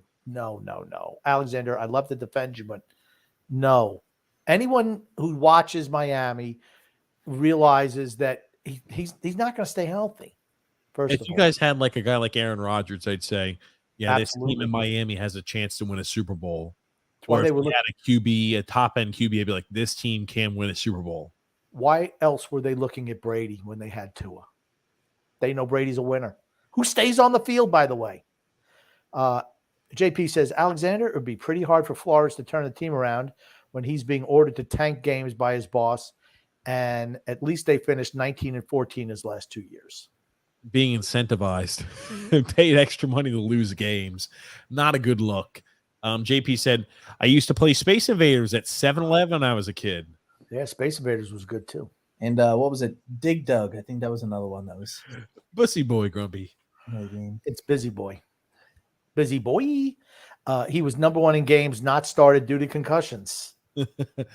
Wallstrom grew up in Boston as a hockey fan.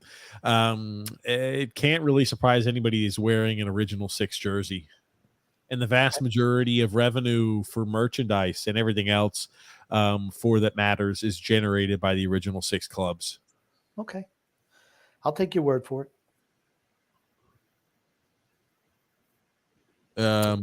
We already spoke about that. We didn't actually read the article. I don't know if you can. We're going to read it and we're going to talk about it. Wednesday depends on, there's something Andy's getting. If it's in time, he'll be on the show, and if it's not, it'll just be you and I, Grumpy. Is it that jersey that he was supposed to buy after he lost the bet? No, it's something else. Okay. It's a DeLorean. He's going to get you and show you on screen, Grumpy. Thanks. A goon Grump. Son X, what is an acceptable bedtime for grown adults? Also, are daytime naps acceptable, or should they be discouraged? Daytime naps are absolutely acceptable, especially after eating meals. Those are the best. And bedtimes for adults. There's no real bedtime. You can go to bed whenever you want. Yikes. Yes. Nice way to go on a limb there, X. You and TJ. Well, Grump, what's an acceptable bedtime? 4 a.m.? Whatever. Yeah, whatever. Whenever Grumpy decides to go to That's bed. exactly what I said. Thank you so much. Any time is acceptable. There we go. That's exactly what I said. JP says, Alexander, that may be, but it's hard to judge when it's basically uncovered that he was being ordered to fail. Talking about Flores. They lost to the Jaguars in London. He got out-coached by Urban Meyer. Those overseas games are just, they're nightmares. I never want to see a team from Europe. What's it, like the 6 hour time? All the teams are playing so many hours ahead. They always play like shit. Yeah, it's just you're playing 9 o'clock in the morning. Your body's not ready for that. Just no. Yep, both teams play like shit here. JP Grumpy. I remember when Joe Gibbs was 0-5 and 2-7. They finished 8-8. I give head coaches credit when they hang in there. Bad stretches happen. Okay, here. Messi the GOAT said, Messi, go, baby. Trash. It was a good goal. He scored a good goal there. It was an outside the box. He got on his left foot. MLS defenders, they had players around him. But he goes ahead and launches that ball in. It was a beautiful shot. It goes into the net. I will say it wasn't like I didn't think he had a fantastic performance that game particularly. I thought the goalie stood on his fucking head. Whoever the hell that was from Inter Miami. The goalie won player of the match. Yeah, he did. He won the player of the match. So Messi had a great tournament. The MLS blows. True. I mean, that's about as nicely as I could say it. You see replay after replay where it's like a wide open net and they have a defender and a guy from the other team, it was FC Nashville or whatever the hell it was, kicks the ball where the goalie is out of position on the ground and they have a defender and he doesn't even put the ball on target. I'm like, yikes, man. It's one-on-one with a defender and you don't even put the ball on net. Oof. They just suck. It's the level of he's 36 years old playing against the freaking Burger League. It sucks. I mean, he's playing well, but he's playing shitty competition. He shouldn't win the Ballon d'Or. It's that plain and simple. Messi's great. Nowhere near what Cristiano is. He's competing against McDonald's one week and then Burger King the next. Oh, wow. Alexander says, don't worry, Grumpy TJ. He hears you. And all the haters, the revenge tour is real for Tua. I got word right here for you right now. You know what? Alexander, I hope he has the revenge tour this year. I hope it happens for him. It makes the show better. I hope he does. So you can come back at us and be like, that's right. You were wrong. Tua the GOAT. What I don't happen, which is probably what will happen, is this is his last year playing football. It could be. God. It could be. That's the case. If he gets another concussion, I seriously think that this. I don't know how you can say you've had 4 concussions. You want a hot take last year about retiring? You want a hot take? Yes. Tua plays the whole season this year without being. How much money you want to put down on that? I'll take you up on that, Grumpy. I'm just saying that there's bets in Vegas on that. I'm almost going to go out on a limb and say. I wonder what the odds are on him playing a full season are. Low. Let's look it up and see if it's a thing. I'm going to go out there and say low. Drew L says Mike Tomlin has never had a losing season. That alone should give him the Hall of Fame. Yeah, he's an excellent coach. Absolutely. Pittsburgh has been a really since the 70s. I mean, there's been a couple of down times, but Chuck Noll was there. I think in 1968 or 69, he started. They've only had 3 coaches in like 55 years. Chuck Noll. Bill Cowher, Mike Tomlin. And they've been, I mean, okay, they don't win every year. They won championships though. Model franchise. They're always somewhat competitive. Always. Always competing for a postseason spot every freaking year. JP says Steelers are a solid organization, and the only organization with the logo on one side of the helmet. That's true. Both are true. They just could never beat Brady. I mean, think about if Brady wasn't playing for New England, how many more Super Bowls does Pittsburgh had? I think that the Patriots have beat them like 3 or 4 times going to a Super Bowl. Yep, I'd say they probably have 2 more Super Bowls at least. Yeah. JP Grumpy.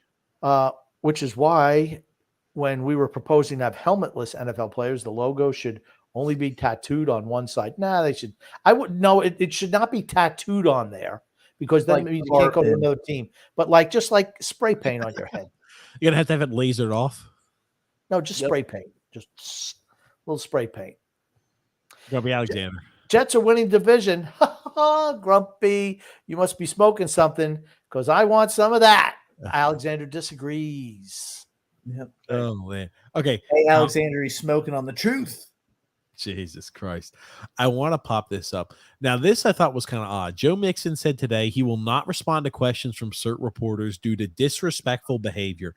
The reporters he's avoiding are associated with Sports Illustrated, the Cincinnati Enquirer, Pro Football Network, and ESPN. Mixon was recently found not guilty in an aggravated menacing case, and he has not spoken to the media since last season ended. So since I think the Cincinnati Enquirer is like the paper in Cincinnati. Correct. It's like the main paper, like the New York Post is for the Islanders.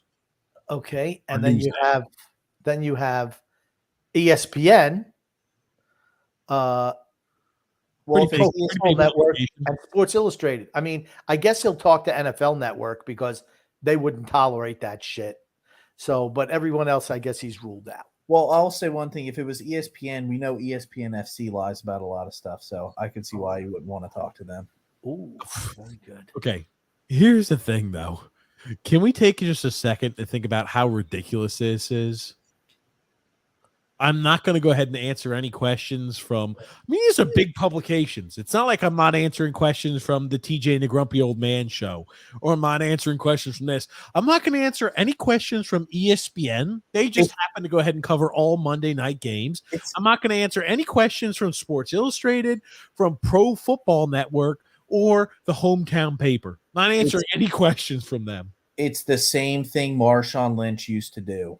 No, Marshawn Lynch would answer questions. He replied with, "I'm here so I don't get fined." That's not answering a question.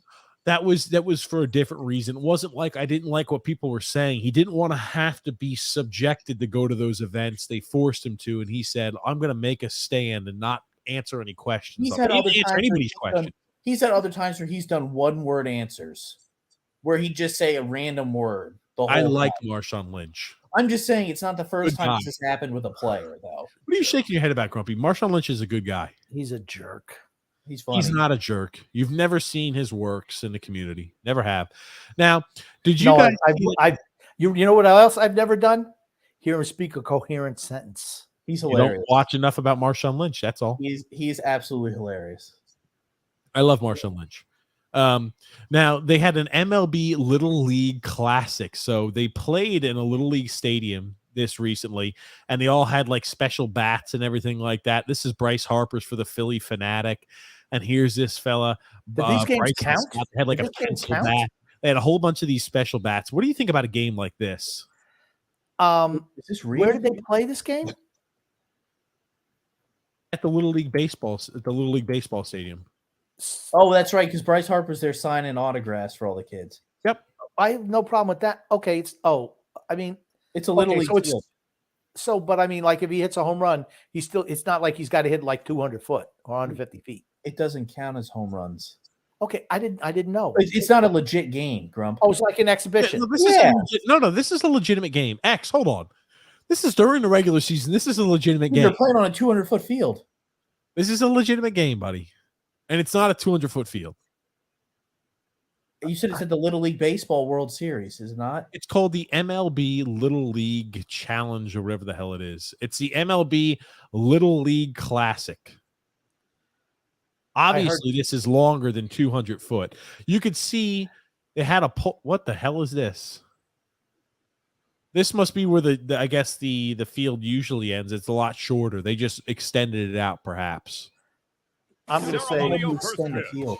Representing their regions from across the world, one member of each team will toss the ball forward in a giant 400 foot. relay Yeah, they're all playing the on way to home MLB style plate. field or MLB. Okay, That's not where the kids play. representing Southeast, let's get it started. Oh, this is stupid. Did Grumpy just say this is stupid? Yeah, absolutely. This is freaking stupid. At least the kids are all doing it fundamentally correct. I'll give them that. I But hope it's like, nobody drops the ball. why are there no Imagine girls? if you want to throw that away. Ceremonial first pitch.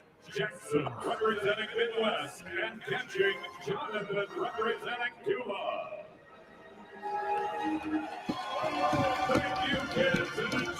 Like, I think that's kind of neat. Just like I thought it was kind of neat when they went out there and they played in the really, really small, the really, really like the Field of Dreams Stadium or the Field of Dreams Arena. Remember that one, Grumpy?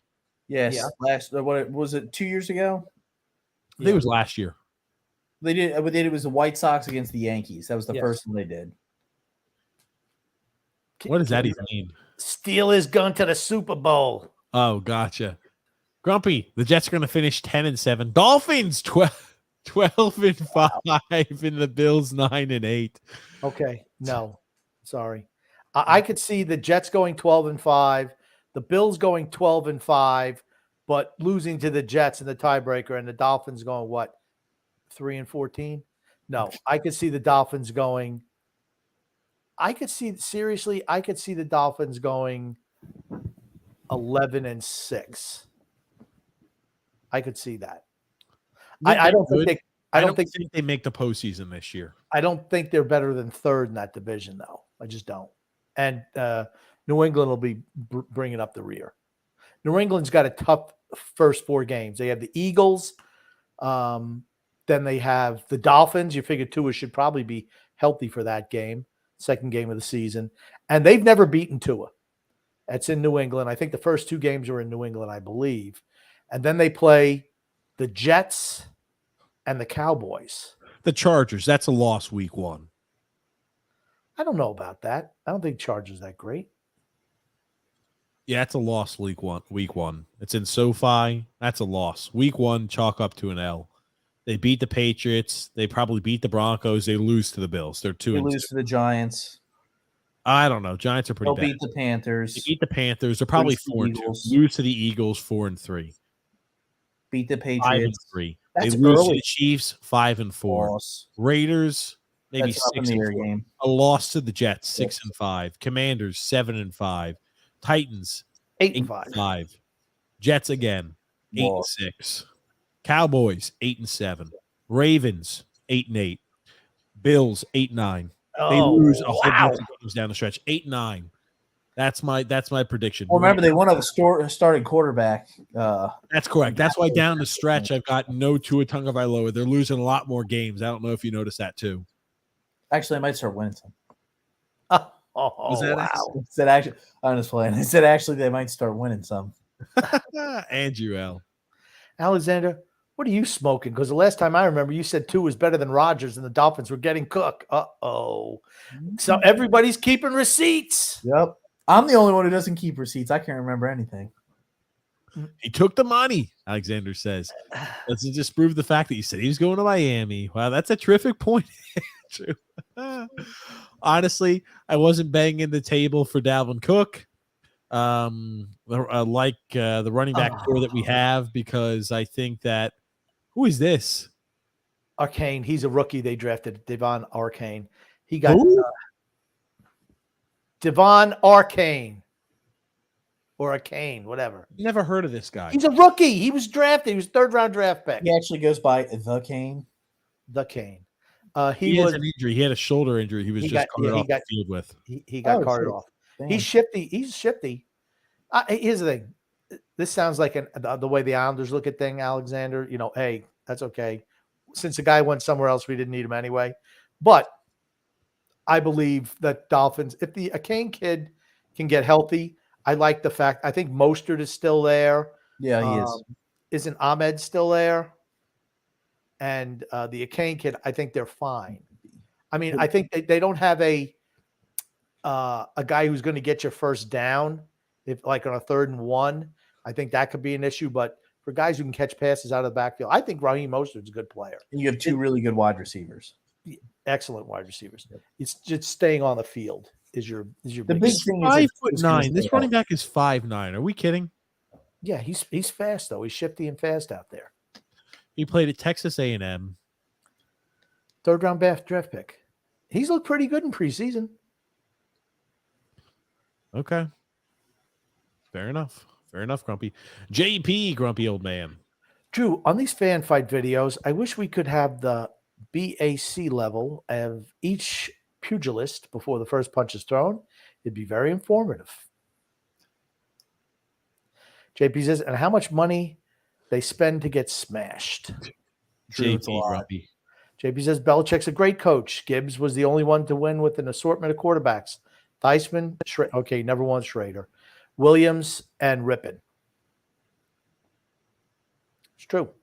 Most head coaches have a steady partner quarterback for the offense as well. True.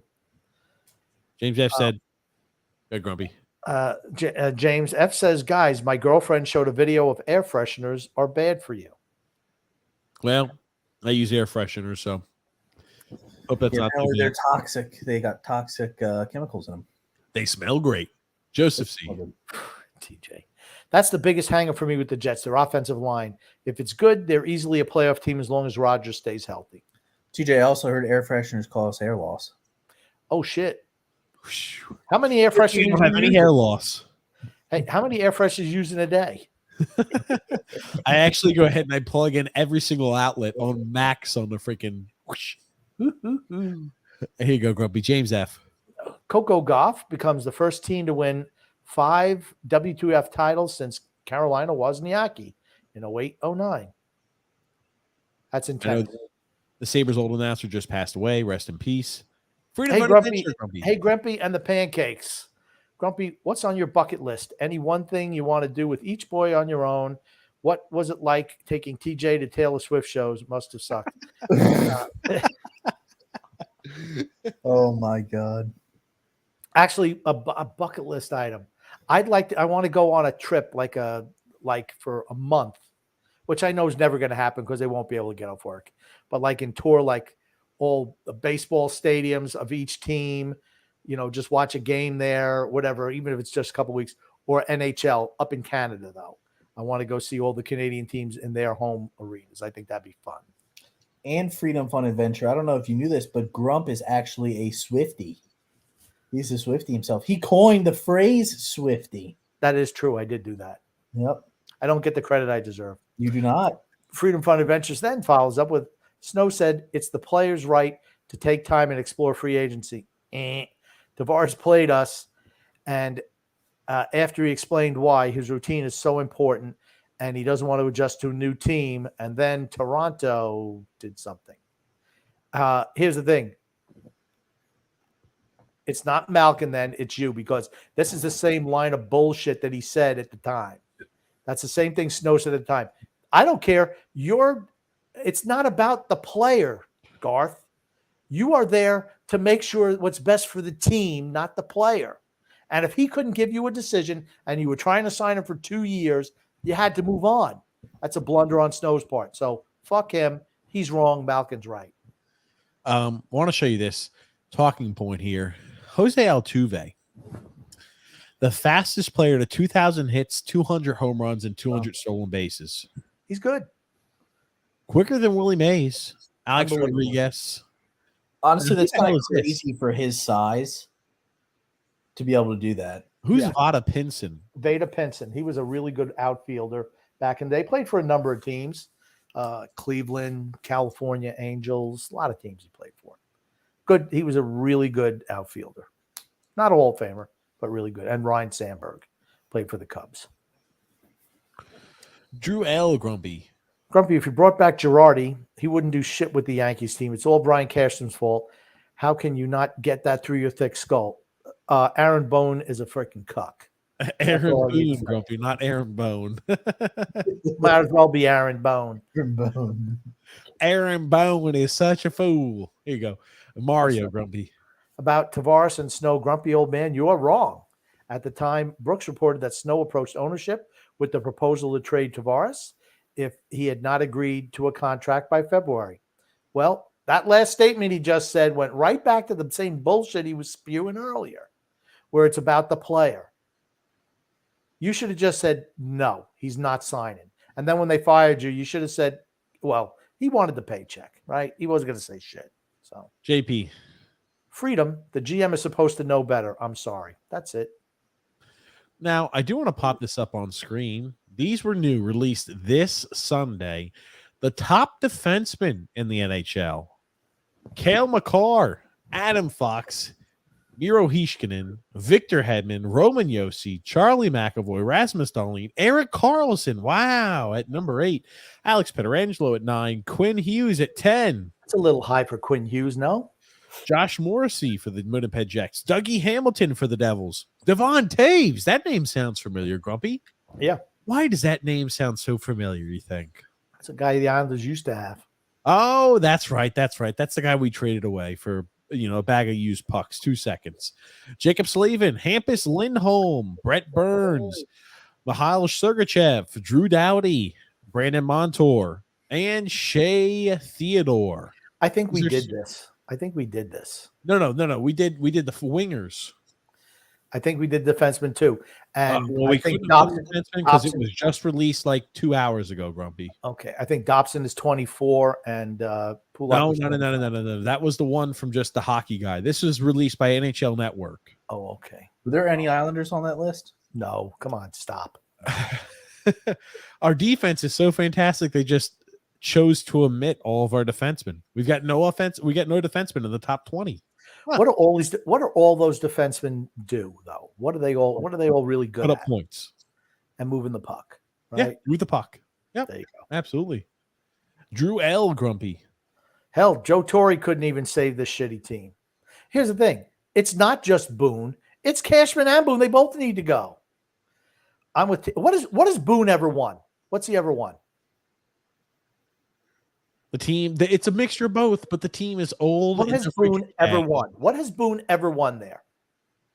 A couple division titles. He's been there forever. He's been there freaking forever. Mario Grumpy. Oh. Losing has become acceptable to Yankees fans.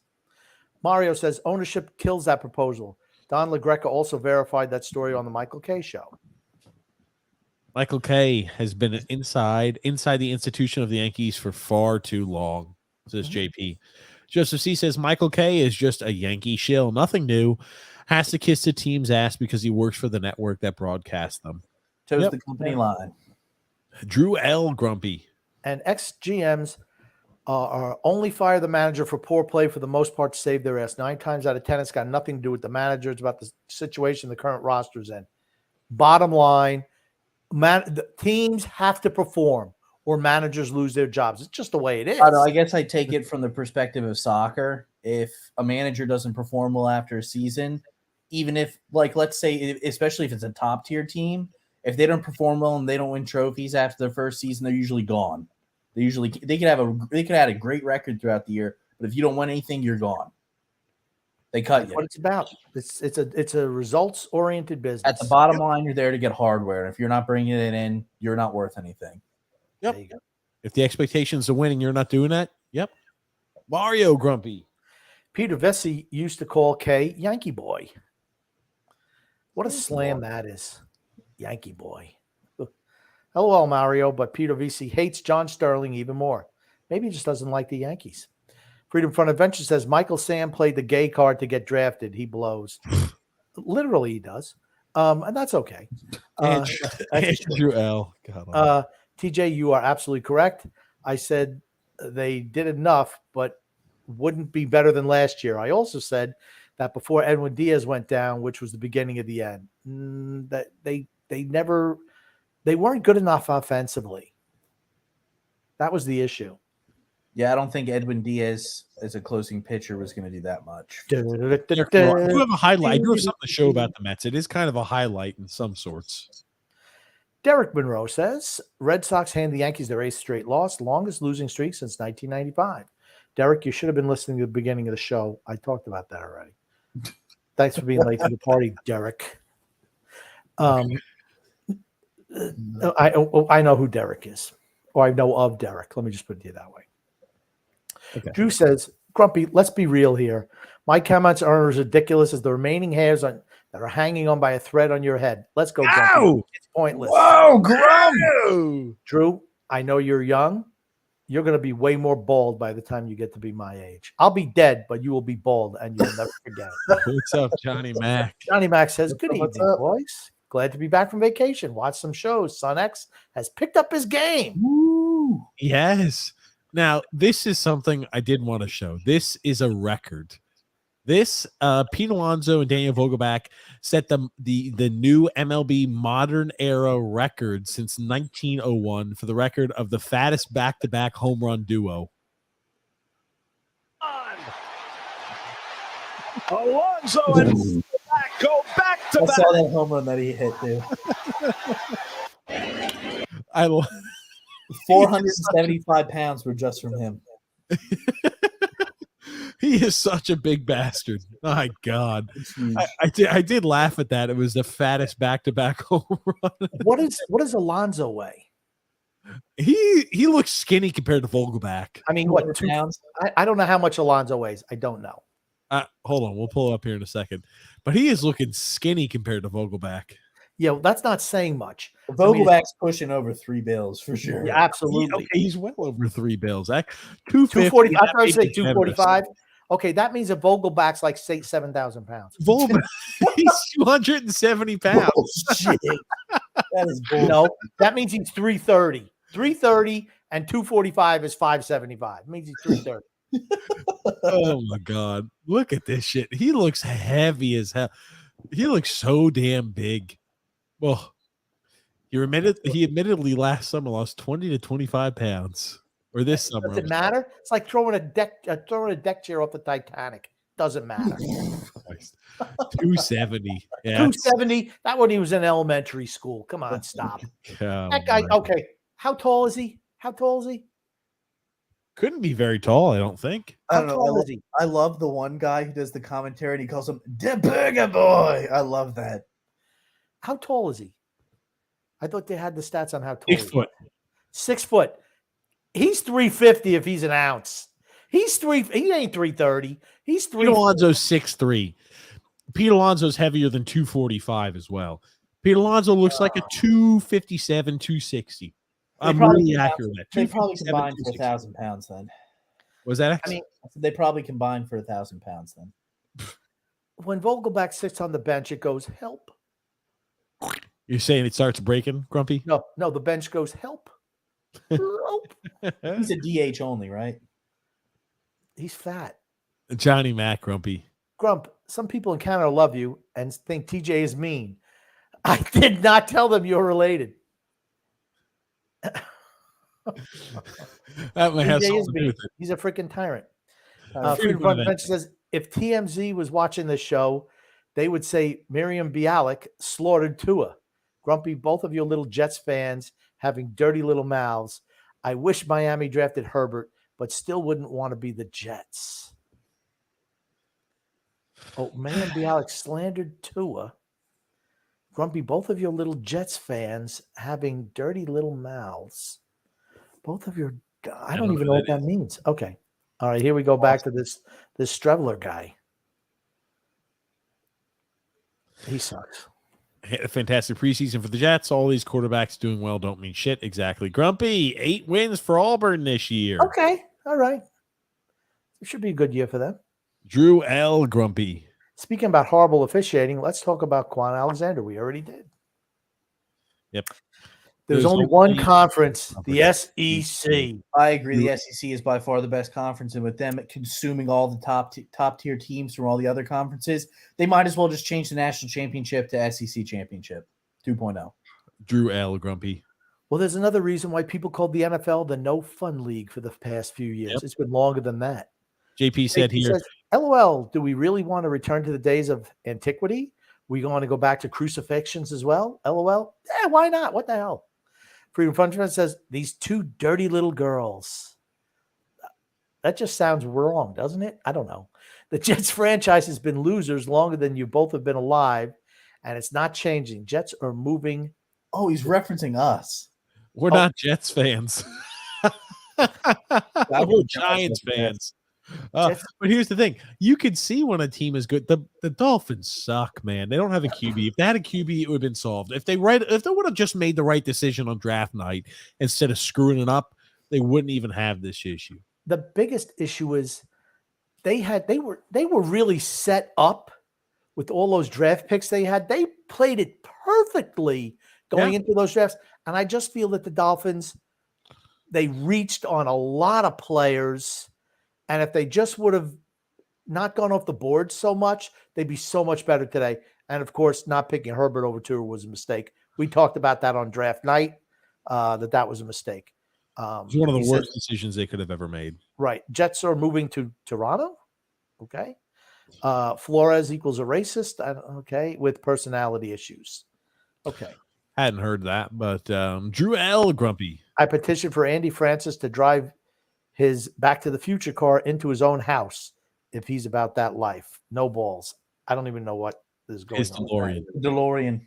Sounds like I'd rather have Tua over Lamar. See, this is exactly what I mean. Yeah, no, not me. Not me.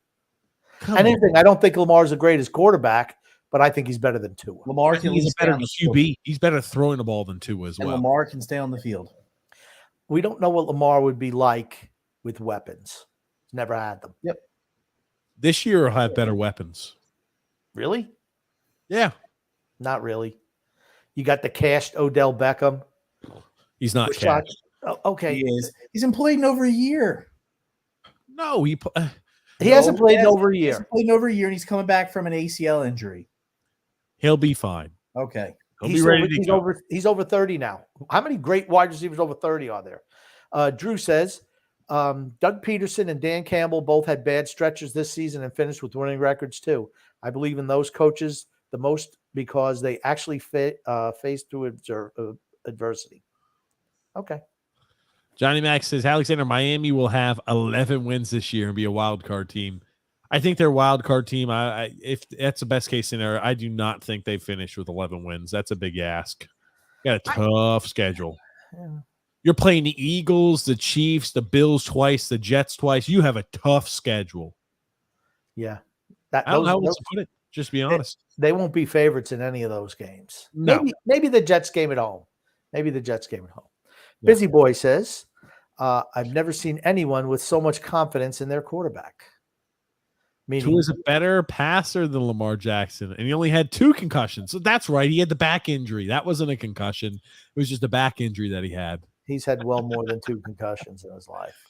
And he entertained the idea of retirement, but didn't talk about it. Oh, yeah, he talked with his family and close confidants about it this offseason because he mentioned it. I'm telling you, we need that second contract. That's what they all said to him. Yep. He's done. He's done. I'm just telling you, it's blatant. It's writing on the wall. Drew L. Grumpy. What's wrong, Mr. Mixon?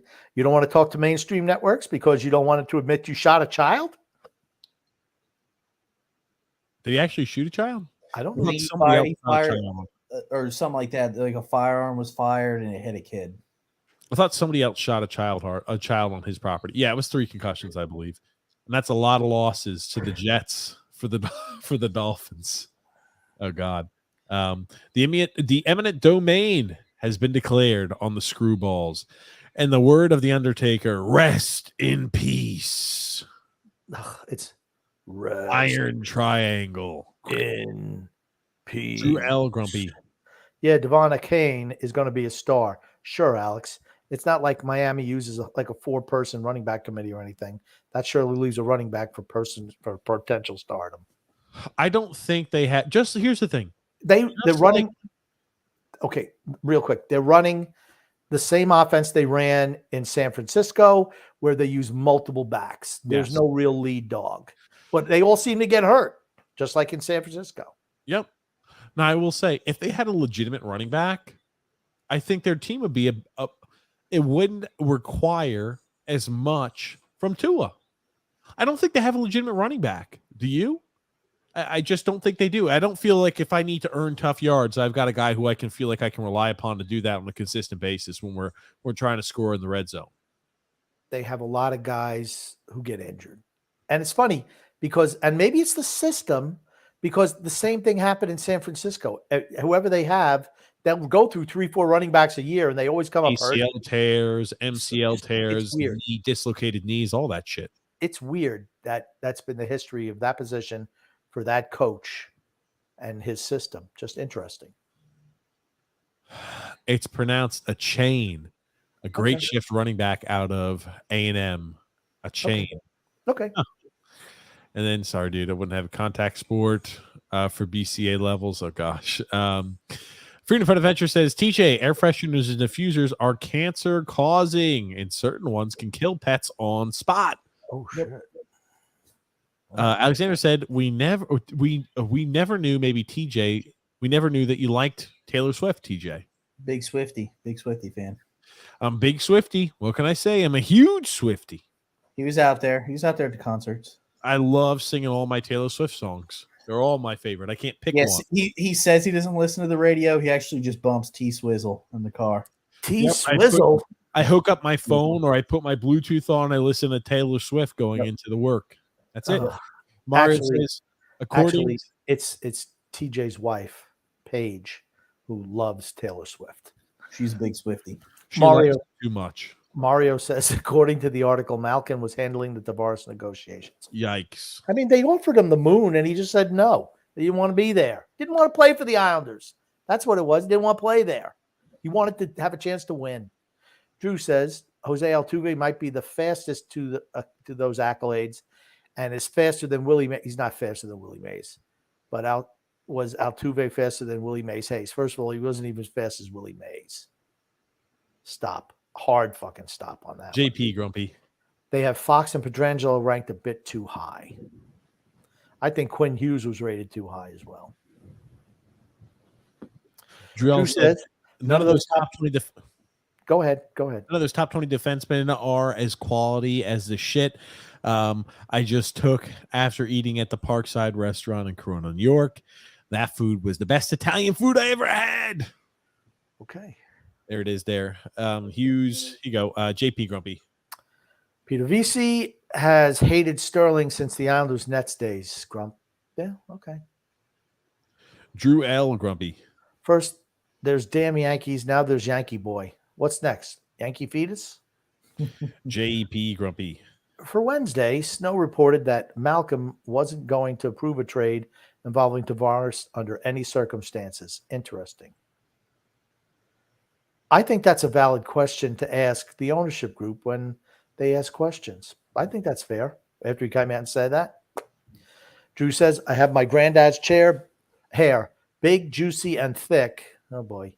I'm not going to lose my hair, Grumpy. It's only going to get more flat, probably when I age, though. No comment. Daniel Volblack looks like he's about to have an off season away from my 609-pound life. Yeah. Do you think they just load him up in a U-Haul and drive him to the stadium and drop him off? He's freaking huge. He is massive. He is really not in good shape. Either that or he lives in the bed of a truck. Remember the great shape Mickey Lolich was in? His beer belly was huge. Actually, if you look at him today, you'd say, man, he's not as big as I thought he was. He did have a belly. Pitch for the Tigers. It was really, really good, by the way. But you look at some of these fat bastards they got in the league now. You look at Mickey Lolich, you're like, you know what? You're not that fat. Bartolo Colon, baby. Bartolo Colon was bigger than Mickey Lolich. Yep, he was huge. Mickey did have a belly on him, though. He absolutely did. Got another comment here, Grumpy. I'm from Alexander. Oh, my God, TJ, stop. I'll be waiting for your apology in January. Well, Alexander, that's good because the NFL season ends in February. So I guess you're not expecting the Dolphins to win the Super Bowl this year. They're going to make it far, though, Grumpy, don't you know? I'm not. I hope he plays well. I really do. I just hope he stays healthy. Really, that's kind of what I'm hoping for. I just don't think it's going to happen, but I hope he stays healthy. I think he stays healthy. I hope he stays healthy. I think he will. For whatever reason, I think he's going to play the whole year. But I hope he does because it just puts another quarterback. So you have more exciting games. That's all we care about. I just cannot see how he stays healthy. They're going to just put pressure in his face. He's throwing off his back foot. It's going to force interceptions. They're going to say, step into the freaking pocket. Stop being a freaking thrown off your back foot. When he does that, he's going to get fucking tattooed and he's going to be right back in concussion land. Okay. So Drew L. Grumpy. We went from talking about Tua to Wee Hoopin's favorite team. Alexander says, see, this is the problem. You don't need to be 6'5", run like a deer, and throw the ball out of the stadium to be successful. Okay, but Tua has not been successful. And you have to be out there on the field. Yeah. That's when you're bigger. When you're bigger, you can absorb more punishment to continue to play. He can't stay on the field. That's his issue. Freedom Fun Adventure says, fans of this show said X looks like Miriam Bialik. Wow. That's, you know who Miriam Bialik is, X? No idea. That's Amy Farrah Fowler from The Big Bang Theory. Oh, yeah, that's right. They did say that. I look like that. Holy fuck. If you're Giants fans, I hung out with Ron Dane, that fat bastard, when he trained here in Gainesville while training with our client, Dennis Mitchell. Great family man. I hated him. This fucking bastard. Thunder and lightning, yeah. Drew L. said, Taylor Swift once said, it's a cruel summer. It's a cruel summer. Well, she didn't write that song. Drew says, and of course, Grumpy misreads my Altuve comment. I meant fast as in fastest to reach those accolades. I bet if we really looked at that comment, it was probably written poorly, Drew. Grumpy, I think we still need to see that cursive handwriting. I would have brought it to the show today if I would have known. Well, you're only 3 shows late now, so. Oh, X has got a memory like an elephant. That's right. I guess I remembered that. That's true. Drew says you need a strong arm to be successful at any sport. To be honest, that's why it's just false. Well, not any sport. Just like in baseball and football. Alexander said he meant February. 82, Coma Viola. 82, Coma Viola. Jesus Christ. Tua Tagovailoa. X, the Jeopardy lady. Oh, God. Guess so. His life's in jeopardy. No, you've got to guess. You have to guess what it is. Maybe at the front. Who the fuck knows? Okay. Yeah, I got one more thing I wanted to go ahead and talk a little bit about here. The preseason college football starts next Saturday, guys. Yep. Wow. Yep. Next Saturday. Now, I'm going to try to zoom in on this so we could see what the college football rankings look like. And now here's the thing. College football is one of those sports to where it does not carry over year to year. Some teams are going to have talent, right? Like I think Georgia being there at 1, I'm fine with that spot. Michigan at number 2. That's a little iffy because of the situation with Jim Harbaugh. Well, here's my thing. Really high. How is Georgia number 1? They don't have a quarterback. They've got quarterbacks. Okay, Stetson Bennett was he wasn't great. Let me tell you something. He'd started there for the last, 3-4 years? Stetson Bennett is going to be good in the NFL. Mark my words. Think he'll find his way? Yep. He'll play in the league. He absolutely will play. He'll be a starter for somebody's team at some point in time. Maybe it's the Rams after Stafford leaves. It would not surprise me.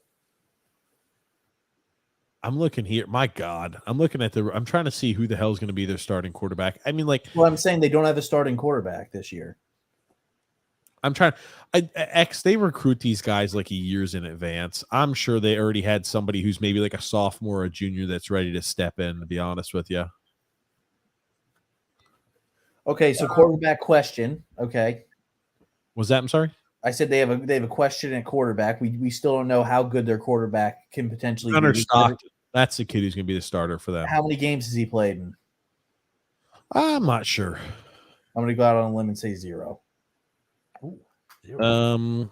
Let me see how many games he's played in. He's a redshirt freshman. So no games. Let me see. 2022. Maybe they'll have somebody else who starts. I don't know. I'm not going to pretend like I'm familiar enough with their lineup and their roster, my guy. I will say this. If you look at teams that are successful, they usually have a good quarterback in college, especially. Sure, man. Having a great quarterback is extremely important in college athletics. Absolutely, it is. Carson Beck, he's there, a junior. Gunnar Stockton. Okay, what did you want to get to about the preseason top 20? I don't give a shit about who the quarterback for Georgia might be. So Georgia's what was your point on the top 25? I do agree. Oops, sorry. I do agree. I think that Michigan's a little high. Ohio State, again, a little high as well. I think Alabama. Do you think Alabama comes back and has a much better bounce back year here this year? I don't know. I honestly don't know. X, any thoughts, my guy? I mean, Alabama's usually always in the top. I mean, they always have a good recruited class with freshmen that come in and always produce. I mean, they're usually always up in the top. So I have no issue with Alabama being at 4. LSU. I think USC is way too high. No. Oh, please stop. Dude, if they didn't lose to Utah that second game, they would have made it in the playoffs last year. If they didn't lose the conference championship, they make it in the playoffs last year. They absolutely do. And they have a returning Heisman Trophy winner. So, like Penn State and Florida State, both, in my opinion, are too. There's a lot of teams that are too high. Like Tennessee, they lose Hendon Hooker. They lose their starting quarterback. They lose Jalen Hyatt, their best wide receiver. And I'm like, they're rated at 12th. Their backup quarterback is just as good as Hendon Hooker was. Just as good. He is just as good as an arm, and he can run just as well. They lost a lot of games after he went out, didn't they? No, they Tennessee, I think, actually beat the shit out of Clemson with the backup quarterback. I don't know. Like, there's a lot of these teams I'm just kind of questioning where they are. I don't think much of Wisconsin. I hope Oklahoma has a little bit of a bounce back year for you. They're guys. not. They're going to suck again.